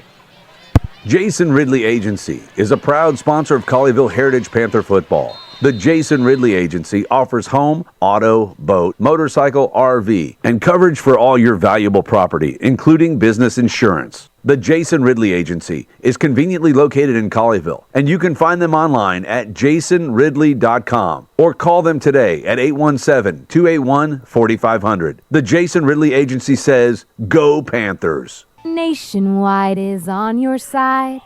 D'Angelo Allen, the carry on first down, gets 5 here as Nimitz on offense trails 48-3. Colleyville Heritage will take a 48-3 lead into the fourth quarter as the clock expires. Was that a running clock, by the way? No, they started on the... Did they? I just checking. Play. So we come back to go back to break. We'll be back with the fourth quarter. Also known as story time with Craig and Doug next. Are you tired of only spending time as a family huddled around the TV? Would you like to enjoy some culture with your loved ones without breaking the bank? Then let me introduce you to the Greater Dallas Youth Orchestra. The GDYO provides music education and performance opportunities for musically talented youth, but this is no kids' concert. The GDYO comprises 7 different ensembles made up of over 425 talented musicians ages 8 to 18, representing more than 50 communities in North Texas. You won't believe how amazing these ensembles sound until you hear it for yourself. So join them for one of their concerts at the Meyerson Symphony Center or Dallas City Performance Hall. For more information on how to make a donation, as well as a listing of upcoming GDYO concerts, visit gdyo.org. And if you know a talented young musician interested in an unbelievable experience, auditions take place in the spring. Connect with the Greater Dallas Youth Orchestra on Facebook, Twitter, LinkedIn, and at gdyo.org. Colleyville Heritage, hello. We're back for the fourth quarter. And it starts with a handoff that is stuffed in the backfield. Heritage dominate 48-3. Irving Nimitz going left to right here in the fourth quarter. The white jerseys, black numbers, black helmets against Colleyville Heritage, and their black jerseys, black pants, white numbers, and red trim. I really like that music comeback right there with that tackle. I think we should just play it on loop for the rest of the game underneath us. So? Perhaps. Perhaps. So it's 3rd and 7 here. on their own 32. Shall we bet on whether they punt on 4th down? I will bet you $1 billion that Jacob Siska Ryan Felipe does not get to touch the ball. And Jimmy Clark throws it to no one in particular as he rolls out to his left and overthrows everybody on the far sideline about 15 yards downfield. Jimmy Clark bring up 4th down. Sorry, Jimmy Clark not very proficient throwing while running out to the left side, as everything has airmailed frankly, not only the players on the field but the players on the sidelines. Yeah, he could throw it towards the stands, but he wouldn't hit anybody. There's not a great traveling support squad for this Irving Nimitz team. And not even, it seems like even thin for parents. And so back goes Sisk and Felipe. Well, remember, they only have 40 or so kids. That's true, too. And it's a big bleachers over there. This is not returnable. Sisk lets the ball go past him. He was standing at about the 35. It rolls down to the 30. It bounced initially all the way back at the 40. Look at Felipe's waiting for him to touch it, and he's going to grab it. Oh, I thought he was going to reach in there and try to grab it. Sneaking in. All right, so I've teased this story the entire day, and now it's probably not even going to live up close to the hype. Earlier, you were giving nicknames to everyone, so I called you Chris Berman. And, of course, Boomer, the Aish voice. So it was... Back, gone! Right. And right. So he was doing a SportsCenter hit. This was probably in the early 90s. John Buccigross was anchoring the NHL coverage. It was the Stanley Cup Finals. A proficient anchor, John Buccigross. Tremendous ESPNer. And so they're taping something, and now to John Buccigross at the Prudential Center. And they're like, hey, Chris, it's Buccigross. As Trevor Anderson takes a snap, hands off to Kevin Salinas. He's got a touchdown pass on the night. On the reverse, comes around the 31-yard line. It's a gain of about 4. It'll bring up 2nd and 6. So, hey, Boomer, it's not Buccigross. Now they're telling him that in his ear, or they're telling that live? Yeah, they're telling him that in his ear. Okay. And he goes, hey, they know who we mean. So if you ever hear certain groups of SportsCenter anchors, this handoff goes to Dunbar on 2nd down. And they're talking to Buccigross. They go, hey, Buccigross, hey, they know who we mean. And that is the they know who we mean story from Chris Berman that I've shamelessly teased all night. I like it. 3rd and 2. Newell goes in motion. He gets the handoff on the jet sweep, and he dives towards the 1st down marker. He's going to be just shy as he was drugged down from behind. So you referred to that as the jet sweep. Is the they gave him a 1st down? No. Wasn't that well short of the 1st down marker? Yes, it was, and they're going to give it to him anyway. I mean, it's a yard short. Look at the coaches. What the heck are you doing? What do you mean that's a 1st down? Oh, well. Wow, that looks like the ball's still even a yard short of where they got the marker now. Look at it. Yeah, no, you're dead right. The nose of the football is on behind the 38. Yeah. As Anderson fires it to Cody Butler, and he is drugged down. A good play there. Well, he looked like he was on one of those moving sidewalks, and it was going the wrong direction. Delonte Scott wrapped him up over there. Actually, I believe that was actually Velasquez. I know it was Scott. Could you nickname him the Pickle? That's Vlasic, the Pickle. Sorry. Yeah, that was terrible. 9 minutes to go here in the game. I call him like I see him, man. Yeah, you keep calling him, too. This is supposed to be my quarter. You really want this? No, go. All right. That's what I thought. Keep rolling. We're having fun. Anderson, the lefty, drops back. Give me another story. 2nd and 13. Throws it deep pretty. for Newell, and he dives and catches it into plus territory at the 38-yard line. Jake Newell from Trevor Anderson. Started from the bottom. Now he's there. That was a 30-plus yard throw right there from the left-hander. Pitch and catch, and maybe a better catch by Jake Newell, who's really starting to come around here in the second half of the season. Anderson hands up the middle to Demetrius Dunbar. Plunges forward. About halfway to another 1st down. He's down to the 32-yard line. Start calling him Mr. Clean if he keeps plunging forward. Mr. Clean, Mr. Clean. Okay. That was a nice drop. Whistle before the snap. I think we've got a timeout. Nimitz. Let's go ahead and pay some bills right here, Craig. All right. How about our partners over at Novak Motor? I got that one. Novak Motorsports. Yeah. Where they offer late model, off lease, one owner. You take over. Low mileage, top quality, pre-owned vehicles. Come see us in Bedford, just west of Brown Trail on the south side of the Airport Freeway, or visit us at novakmotors.com. Novak Motors is a proud sponsor of Panther football. Well, you're getting greedy. I thought you were going to give it back to me there at the end. Do you have this sheet? I do not. Oh. That's one sheet I don't have. What's that game that you play when you start talking and then the other... Trivial Pursuit? Popcorn reading. It was something you did in elementary school. Did you do that in elementary school? I didn't go to elementary school. That shows. I went straight to the University of Texas. Thank you. So how'd you play high school football? Oh, yeah, I did go to... Yeah, I played high school. Yeah, you're right. Okay. Anderson back. We'll pay more bills later. I wouldn't recognize the school I played at now. Anderson what a fake. Up to Demetrius Dunbar. He's streaking down the middle of the field, and Allen finally brings him down at the 5-yard line. Dunbar, a tremendous run right up the gut, and you mentioned that great fake. Trevor Anderson pumped left, handed up the middle. That play's been good tonight. Anderson, first and goal. I can hear it right now. Ring, ring.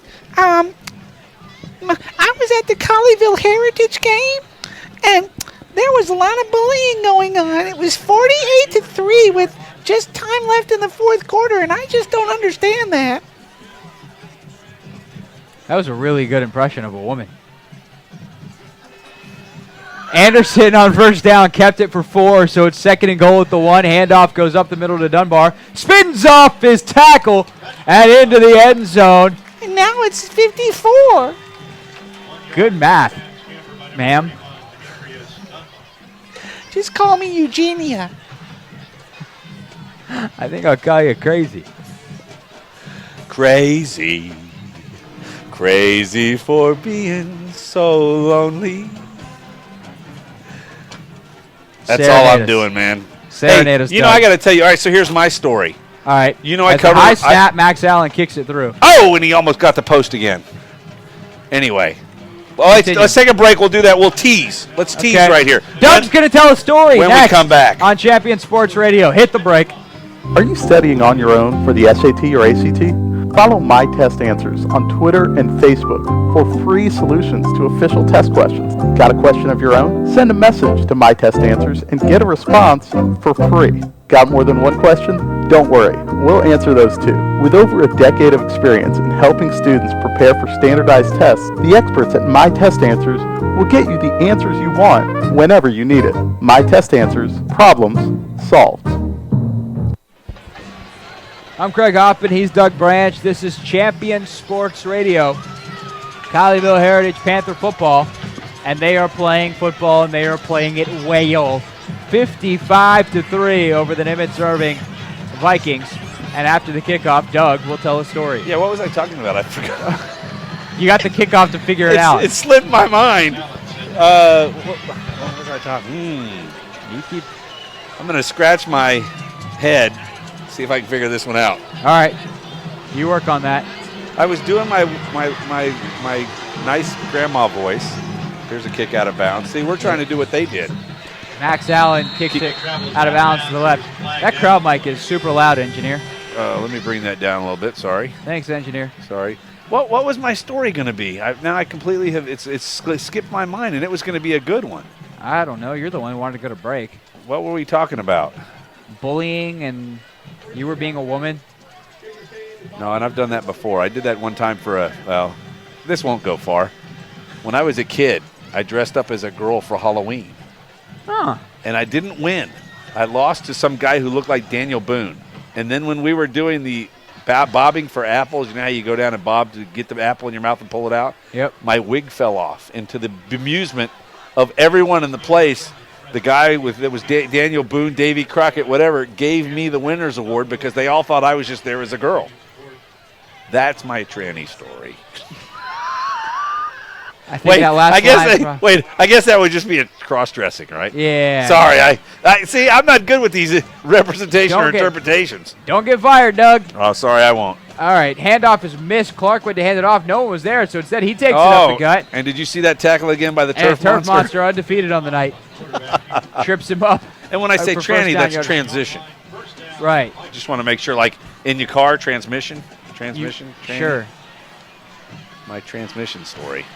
By the way, the Mavericks, their dress rehearsal tonight, the final preseason game, got their butts kicked by Indiana down at the AAC. But on the good news, the preseason's over.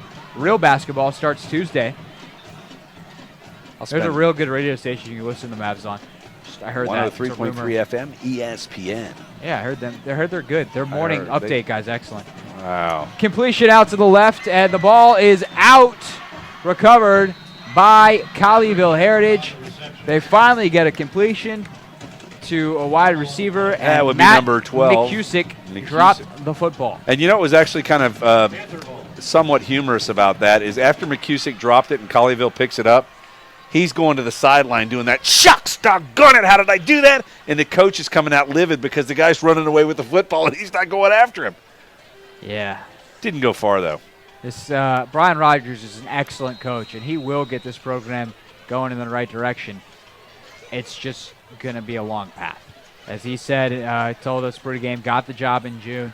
So he's got a long way to go. That's late to the table. Yeah. So Trevor Anderson and Clayton Oliver both in this game. Anderson's line up slot left, 2 receivers either side, ball on the far hash. Oliver in the gun, hands off, up the gut. And that's our man, Rico Bell Wilkins. Ring the bell. Rico. So if he does something smoothly, does that make him Rico Suave? He's already got that bell in there. I don't know if you can throw a Suave. Rico Bell Suave. I'll tell you what, he's exciting, though. When he knocks off a big run here in a I second. don't know about exciting, or he's just excited. He's got a lot of energy. Yes. Here comes Salinas. Salinas. You say potato, I say potato, and I say he runs for a huge game. Flag on the play in the area of holding. So it might come back, but he got all the way out to the 31. It's Salinas, according to the PA guy. Doug wins that one. Thank you. Chalk one up for the good guys. As opposed to the great. Yeah, I think I'm going to have to do some editing on this piece.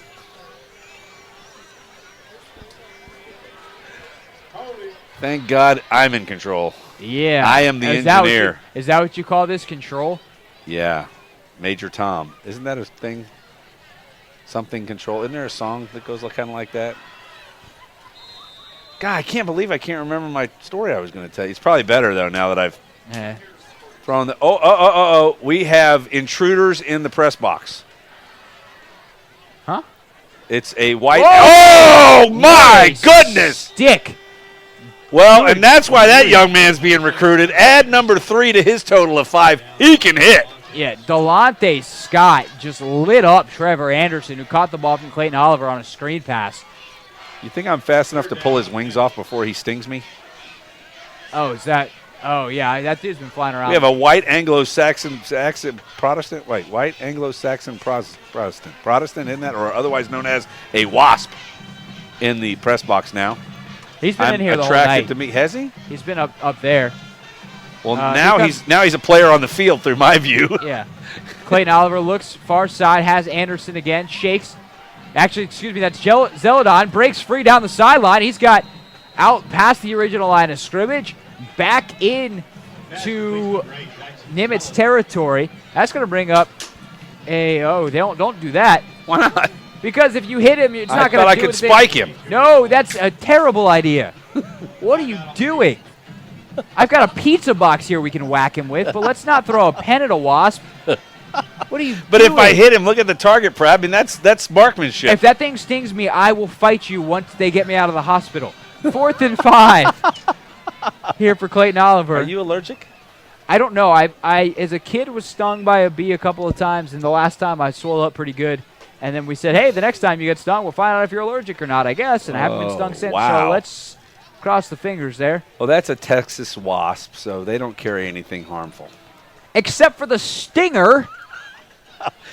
Well, you know. Your definition of harmful in mine is just a wee bit different. It's no worse than a little needle at the doctor's office. Come on. Except for that one's sanitary and done by design.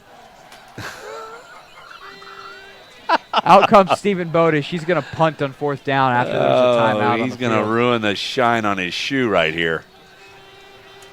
And we've got about 24 players on the field for Colleyville, so they're going to go ahead and get a timeout. Yeah, so are we. 55-3 with 5:09 left, and no semblance of control on Champion Sports Radio. Jason Ridley Agency is a proud sponsor of Colleyville Heritage Panther football. The Jason Ridley Agency offers home, auto, boat, motorcycle, RV, and coverage for all your valuable property, including business insurance. The Jason Ridley Agency is conveniently located in Colleyville, and you can find them online at jasonridley.com or call them today at 817-281-4500. The Jason Ridley Agency says, Go Panthers! Nationwide is on your side. When you want to build something, how do you start? With a plan, right? That's what AXA Advisors is about. We work with individuals and small businesses to help build financial strategies that get them closer to the things they want to achieve in life. Start right by starting your financial strategy with AXA Advisors. Call Thomas Lee at 972-455-9114. That's 972-455-9114. Securities offered through AXA Advisors LLC, 212-314-4600. Member FINRA SIPC. Excellence in all three phases of the story tonight as Colleyville Heritage is up 55-3 with 4:58 now left to go in the 4th quarter, and Stephen Bodish just punted inside the 2-yard line, so Nimitz will have to go 98 yards to try to attempt to be in double digits and cut the lead to 45, which is just terrific.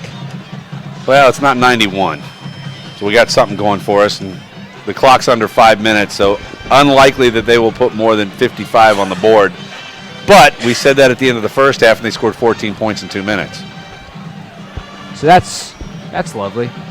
And the bands are in full regalia playing right now, not really concerned what's going on the field. Which is a handoff up the middle, off left tackle on the left hash. The victory tonight will keep Colleyville in second place, barring a major collapse by the Trinity Trojans over the Grapevine Mustangs. So Trinity, or check that, Colleyville for the most part solidifying its potential playoff hopes. Juan Torres had that last carry. Juan Torres. Remember Juan Valdez? The Colombian coffee guy, Juan Valdez. Can't say I do. You don't drink coffee, do you? I do. Torres up the gut again. I call it in the morning since I am up ridiculously early. Torres, by the way, first down on that. That begs the question, how early are you? I get up at 4:30. And without work by kids? 5. Without kids? How do you do that? that? Yeah, when work starts at 5. And when I have coffee, I call it a cup of functionality. Interesting. Because I am incapable without it. Interesting.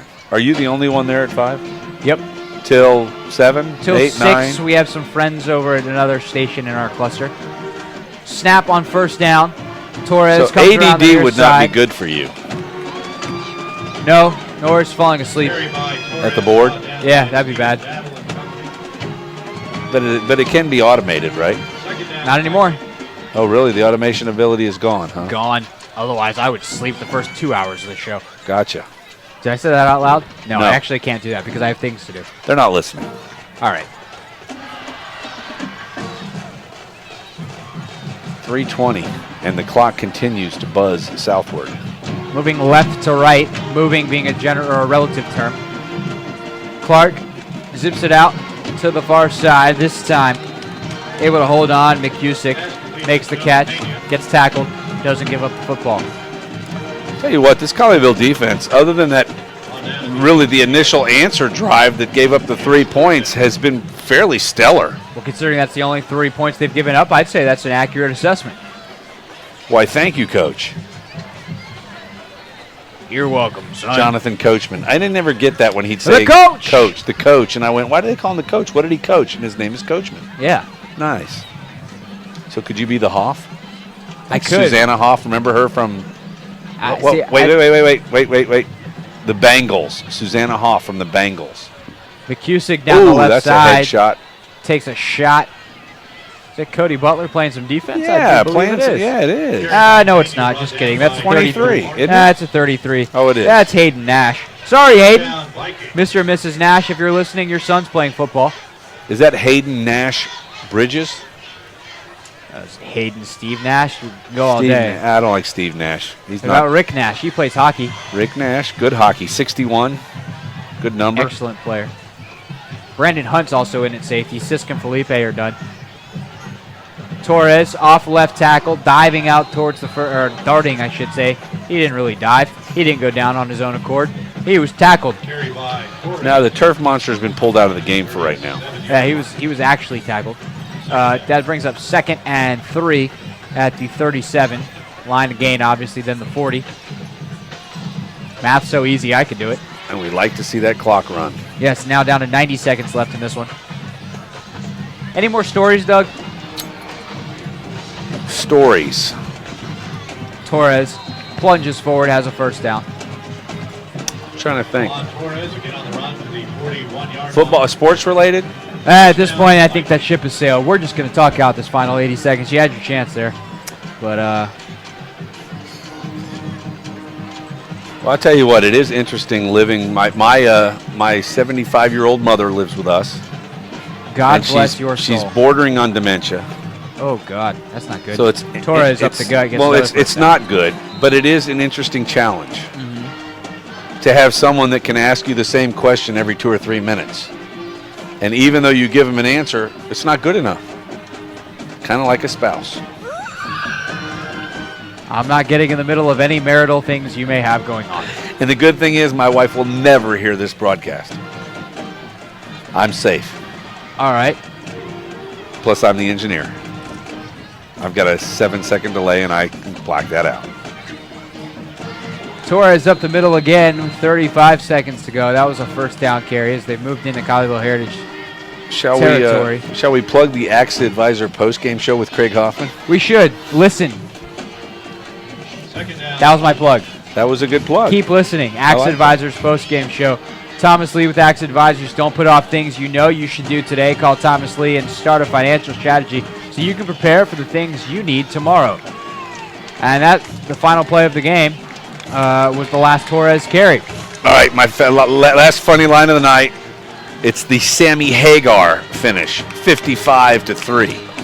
I don't know what you're referencing. I can't drive 55. Sammy Hagar. That's the Sammy Hagar score. There's probably a fives in poker. There's probably some terminology for that, but we'd have to get with Jeff Platt. Probably.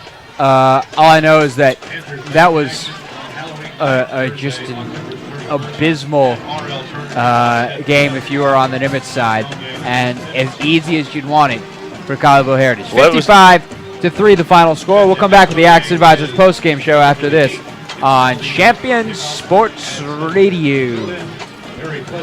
The Centers for Disease Control and Prevention estimates that nearly 4 million brain injuries occur every year due to sports in the U.S. They also estimate that 70% of concussions go unreported. Not identifying concussions early can be devastating, especially if the athlete continues to play with symptoms. Catching hard hits fast is critical, and that's why you need the Shockbox Helmet Impact Sensor. The Shockbox is a small sensor that easily attaches to most football, lacrosse, and hockey helmets and instantly sends a signal to a smartphone on the sidelines when the player has taken a hard hit that puts them at higher risk for injury. The free app receives data from the sensor, displays information about the impact, and even walks the user through a concussion assessment. The app also logs symptom and impact data for future medical use. Visit ShopboxDFW.com to learn more about the Shockbox Impact Alert Sensor and determine if it is the right option for your child. Be warned instantly when a player has experienced a head impact that could result in a concussion. Visit ShockboxDFW.com today. ShockboxDFW.com. There's a time and a place for everything. As you'll see, projections for the next quarter are... He shoots, he scores! 2 points for team middle management. The office is not one of them. Jack, can I see you in my office? No pouting, it's your ball. Let's see what you got. But Whirly Ball is. For corporate events, team building, and private parties, Whirly Ball in Hearst and Plano is electric fun. Test your skills on the arcade games. Zip around in your Whirly Bug for a Whirly Ball competition. Or play the most affordable laser tag in the city. Learn more at whirlyball.info. If you're a basketball parent or coach, you need StatGeek, the simplest way to keep stats ever created. Our easy-to-use iPad app turns anyone into a professional statistician, and all they have to do is simply follow the ball. Produce full and accurate box scores and play-by-play reports. Send accurate stats out to your fans, media, or recruiters. It's sports statistic collection redefined. StatGeek is available right now in the iPad App Store for just $4.99, and there are team fundraising opportunities available as well. On the web at statgeek.com. StatGeek, keep your eye on the ball.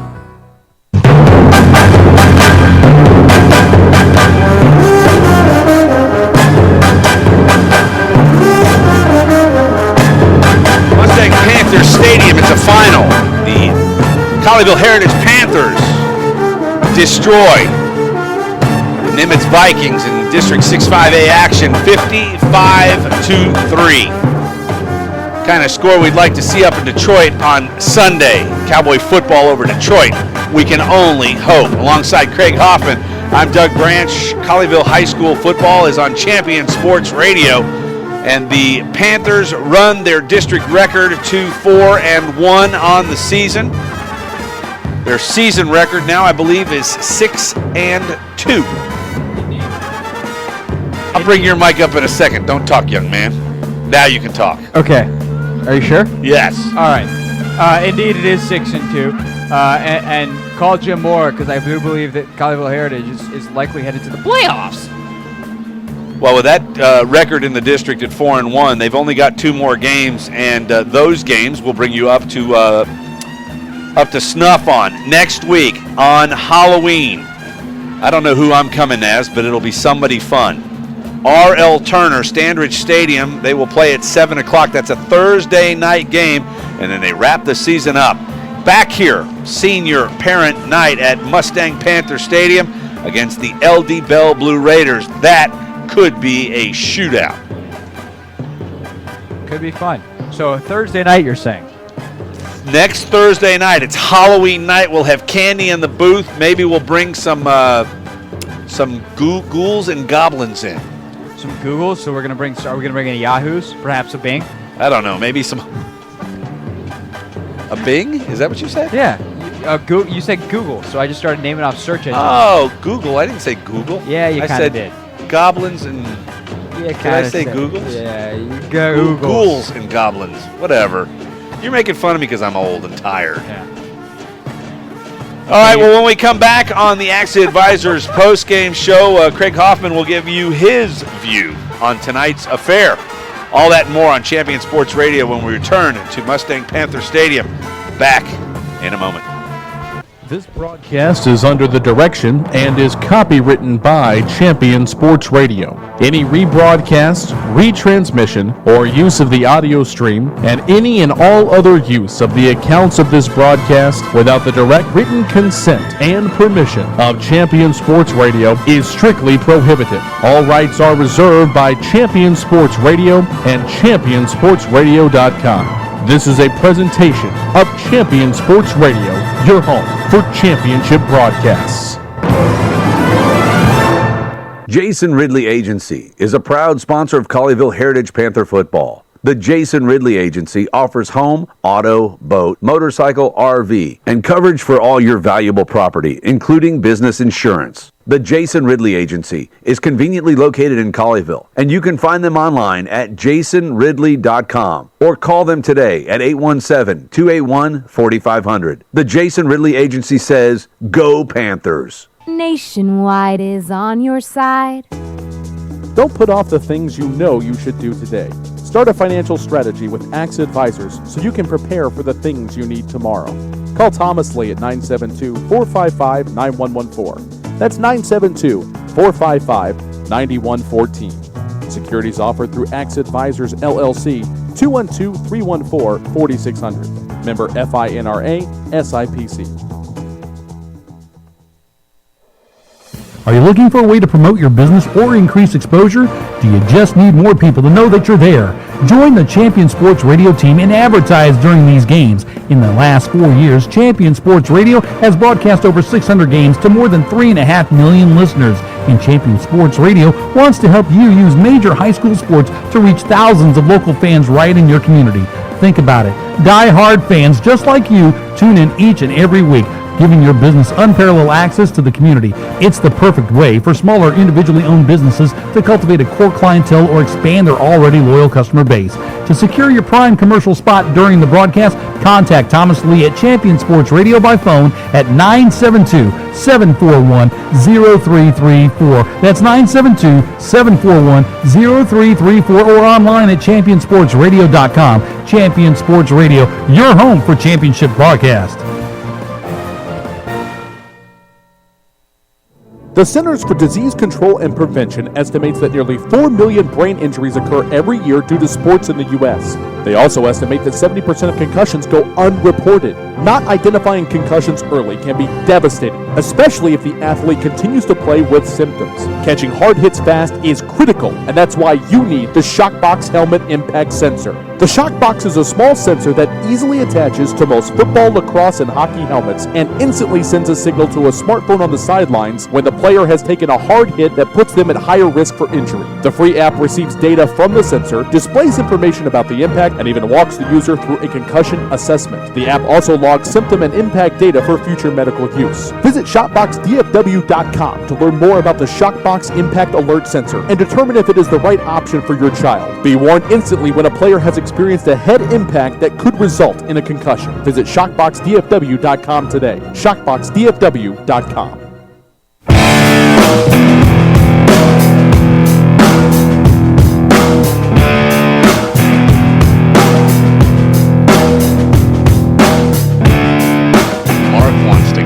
Going to let you in on that one. Back at Mustang Panther Stadium, Craig Hoffman, the Hoffmeister, along with Doug Branch. What was my nickname? Boomer? No. Doug, Chris Berman, Boomer Branch. Back. Why is my mic so low? I can't hear me. Can you hear you now? Better? What the heck is this? The Action Advisors post-game show is what it's supposed to be. All right. Well. I don't know what you're doing. 55-3. The only thing that's more embarrassing than the score is, well, us here at Mustang Panther Stadium, Colleyville Heritage. We may or may not be back on Thursday. We've just found out. Dominant tonight. So we have very limited statistics tonight. We can just tell you that Justin Toberney was excellent, and Griffin Pickler. We do have some numbers on him. Pickler 18-24, and I'm a little disappointed with the second half number. Only 381 yards. Seemed like he had like 360 at halftime. Well, he did have 361 at half. But 7 He played 2 touchdowns. series. I'll tell you what. Check the paper Sunday morning. Griffin Pickler's going to be there for offensive player. Can we make sure that happens, Mark? Is that part of what you do is nominate people? Mark has no power. All right. Well, I sympathize. But he did have a great halftime commentary on the bullying 91-0. So that was point, counterpoint. Good job, Mark. Mark, what was your last name again? Griffin Pickler. Mark Wright, who is never wrong. That's W-R-I-G-H-T. Wright. And he writes W-R-I-T-E. And he writes.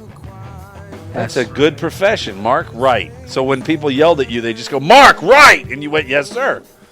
You doing your job? Forget it. Back to football. He's trying to write. We should be attempting to do a post-game show. We should. He's the Hoffmeister. I'm Berman Branch, whatever you want to call me. At this point, I don't even know. It's a final. We're awesome again tonight. Oh, God, yeah. Sisk had a touchdown punt return called back. Hey. Felipe had a huge punt return, scored on offense. Pickler was sensational. Toberney was good. Boffinger was excellent, had a touchdown catch. Really just a thoroughly dominant performance. There's not really a whole lot to say about it other than let's do that again next Thursday. So that's really all we're going to say about it. And then I'll tell you what, with scores. My player of the game, my Nimitz player of the game is James Rodriguez. He would be the punter. No, for finally being able to figure out to kick the ball directly out of bounds. That was improvement. In the second half, he sent Colleyville over. There were no returns in the second half, but that was there was strategy behind that as he was kicking the ball about 10 yards forward and about 35 yards to his left. Correct. All right, so we'll come back with scores, and we'll wrap up the post-game show, if you can call this a post-game show, next.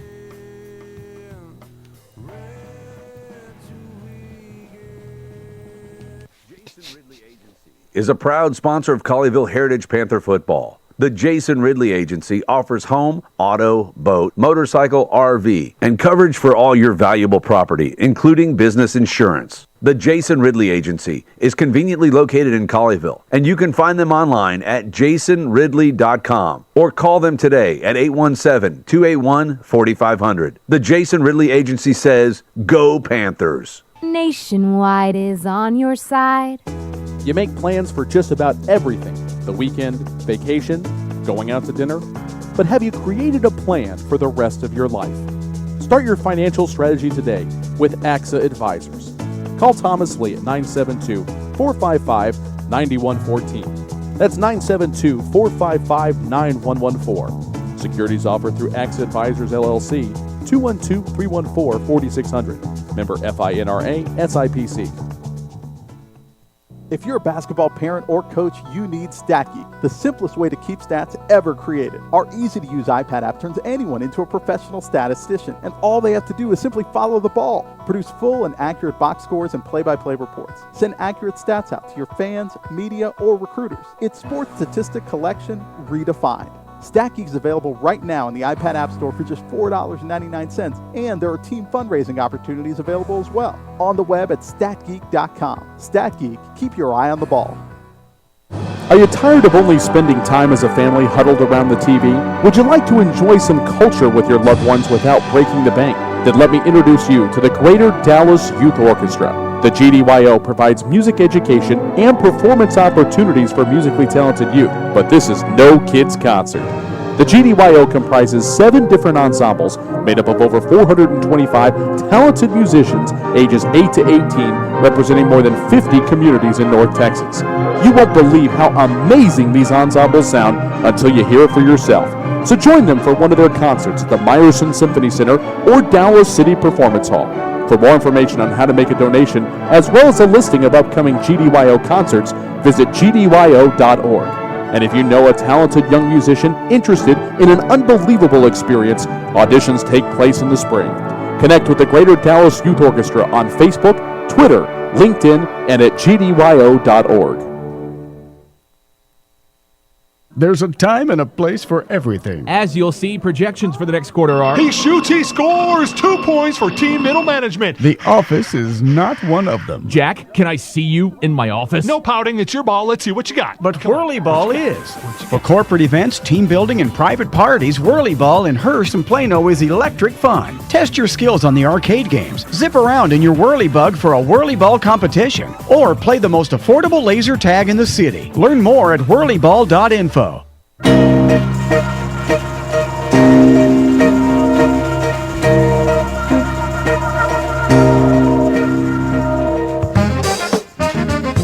Back at wonderful Mustang Panther Stadium, where fortunately the lights are still on.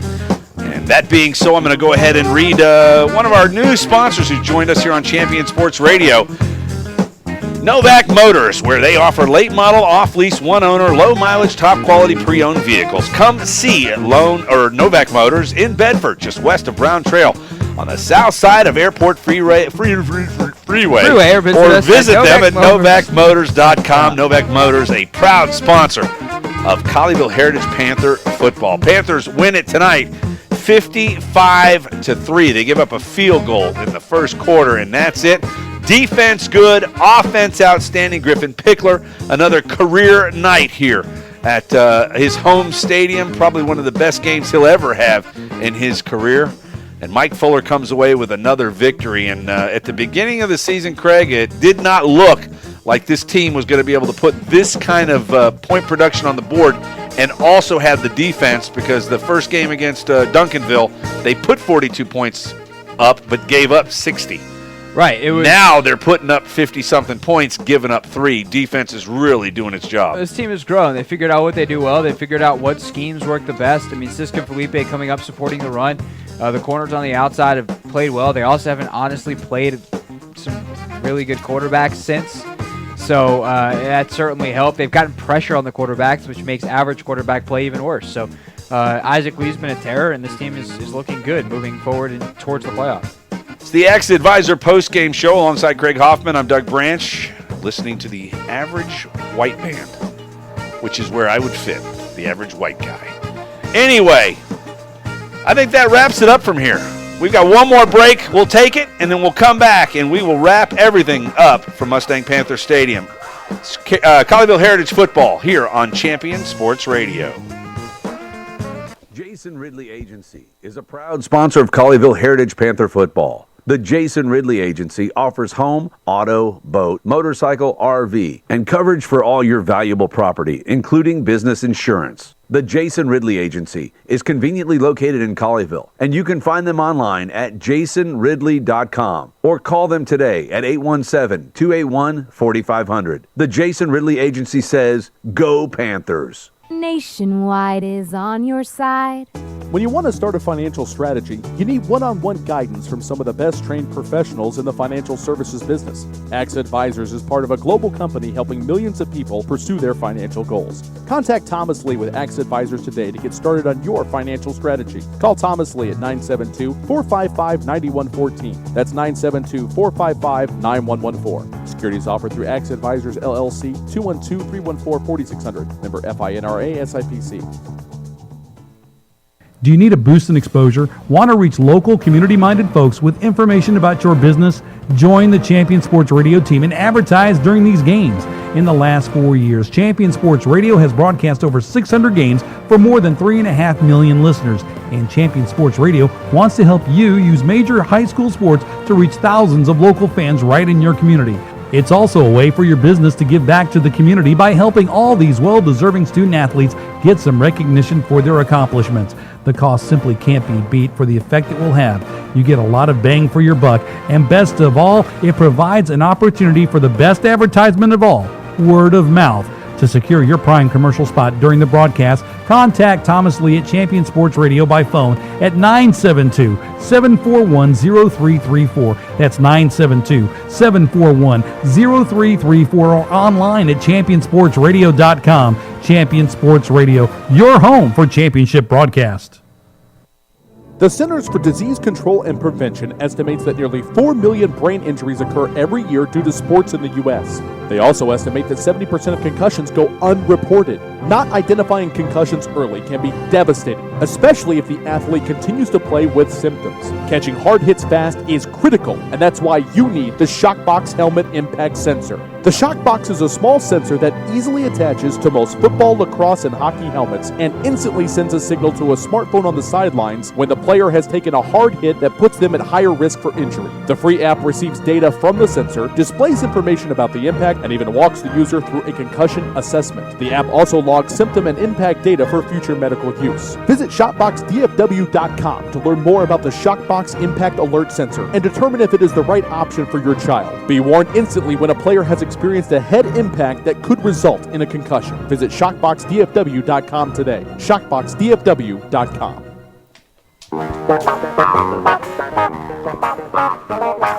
High school football in the state of Texas, it's a final. District 6-5A.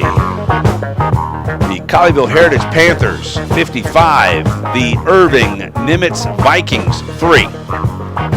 Also scores from around the District 6-5A, Euless Trinity, 56. Grapevine, 9. That's a final. Yes, people. Irving Tigers, 36. Carrollton, R.L. Turner, 9. And the only other game in District 6-5A going on, it's in the fourth quarter. Hearst LD Bell, 30. Irving MacArthur Cardinals, 8. Well, Craig Hoffman, any final thoughts here from Mustang at Panther Stadium? What turned out to be a really nice game, a good homecoming game. We were 1 out of 2 on choosing the queen in court and obviously the king of the court. So not bad, along with a nice victory. Yeah, I not really a ton of closing thoughts. I mean, it's dominant performance. There's not really a whole lot to say other than well done for Colleyville Heritage. Both sides of the ball, special teams as well. Coach Fuller's going home happy tonight. So maybe a Buffalo Wild Wings party. Maybe that's where I'll stop on the way. That's where everybody goes, is to Buffalo Wild Wings. Not a sponsor of the show. Nope. All right, well, that'll wrap it up from here for everyone who's been a part of this one. We thank Mark Wright for jumping on at halftime with us. Craig Hoffman, I'm Doug Branch. Thomas Lee, who runs everything from the mothership in Dallas. This has been a Champion Sports broadcast of Colleyville Heritage Football on Champion Sports Radio. Back with you next week from Standridge Stadium. It's Carrollton R.L. Turner. That's on Thursday night, Halloween. Get the goblins, and Googles out. I'm over. A goon, but what's a goon to a goblin? Well, I'm coming with a pumpkin. I may become a pumpkin. I am a pumpkin. I look like a pumpkin. The lights are off. I think that's time to go home. Time to go. The lights are out. Elvis has left the building.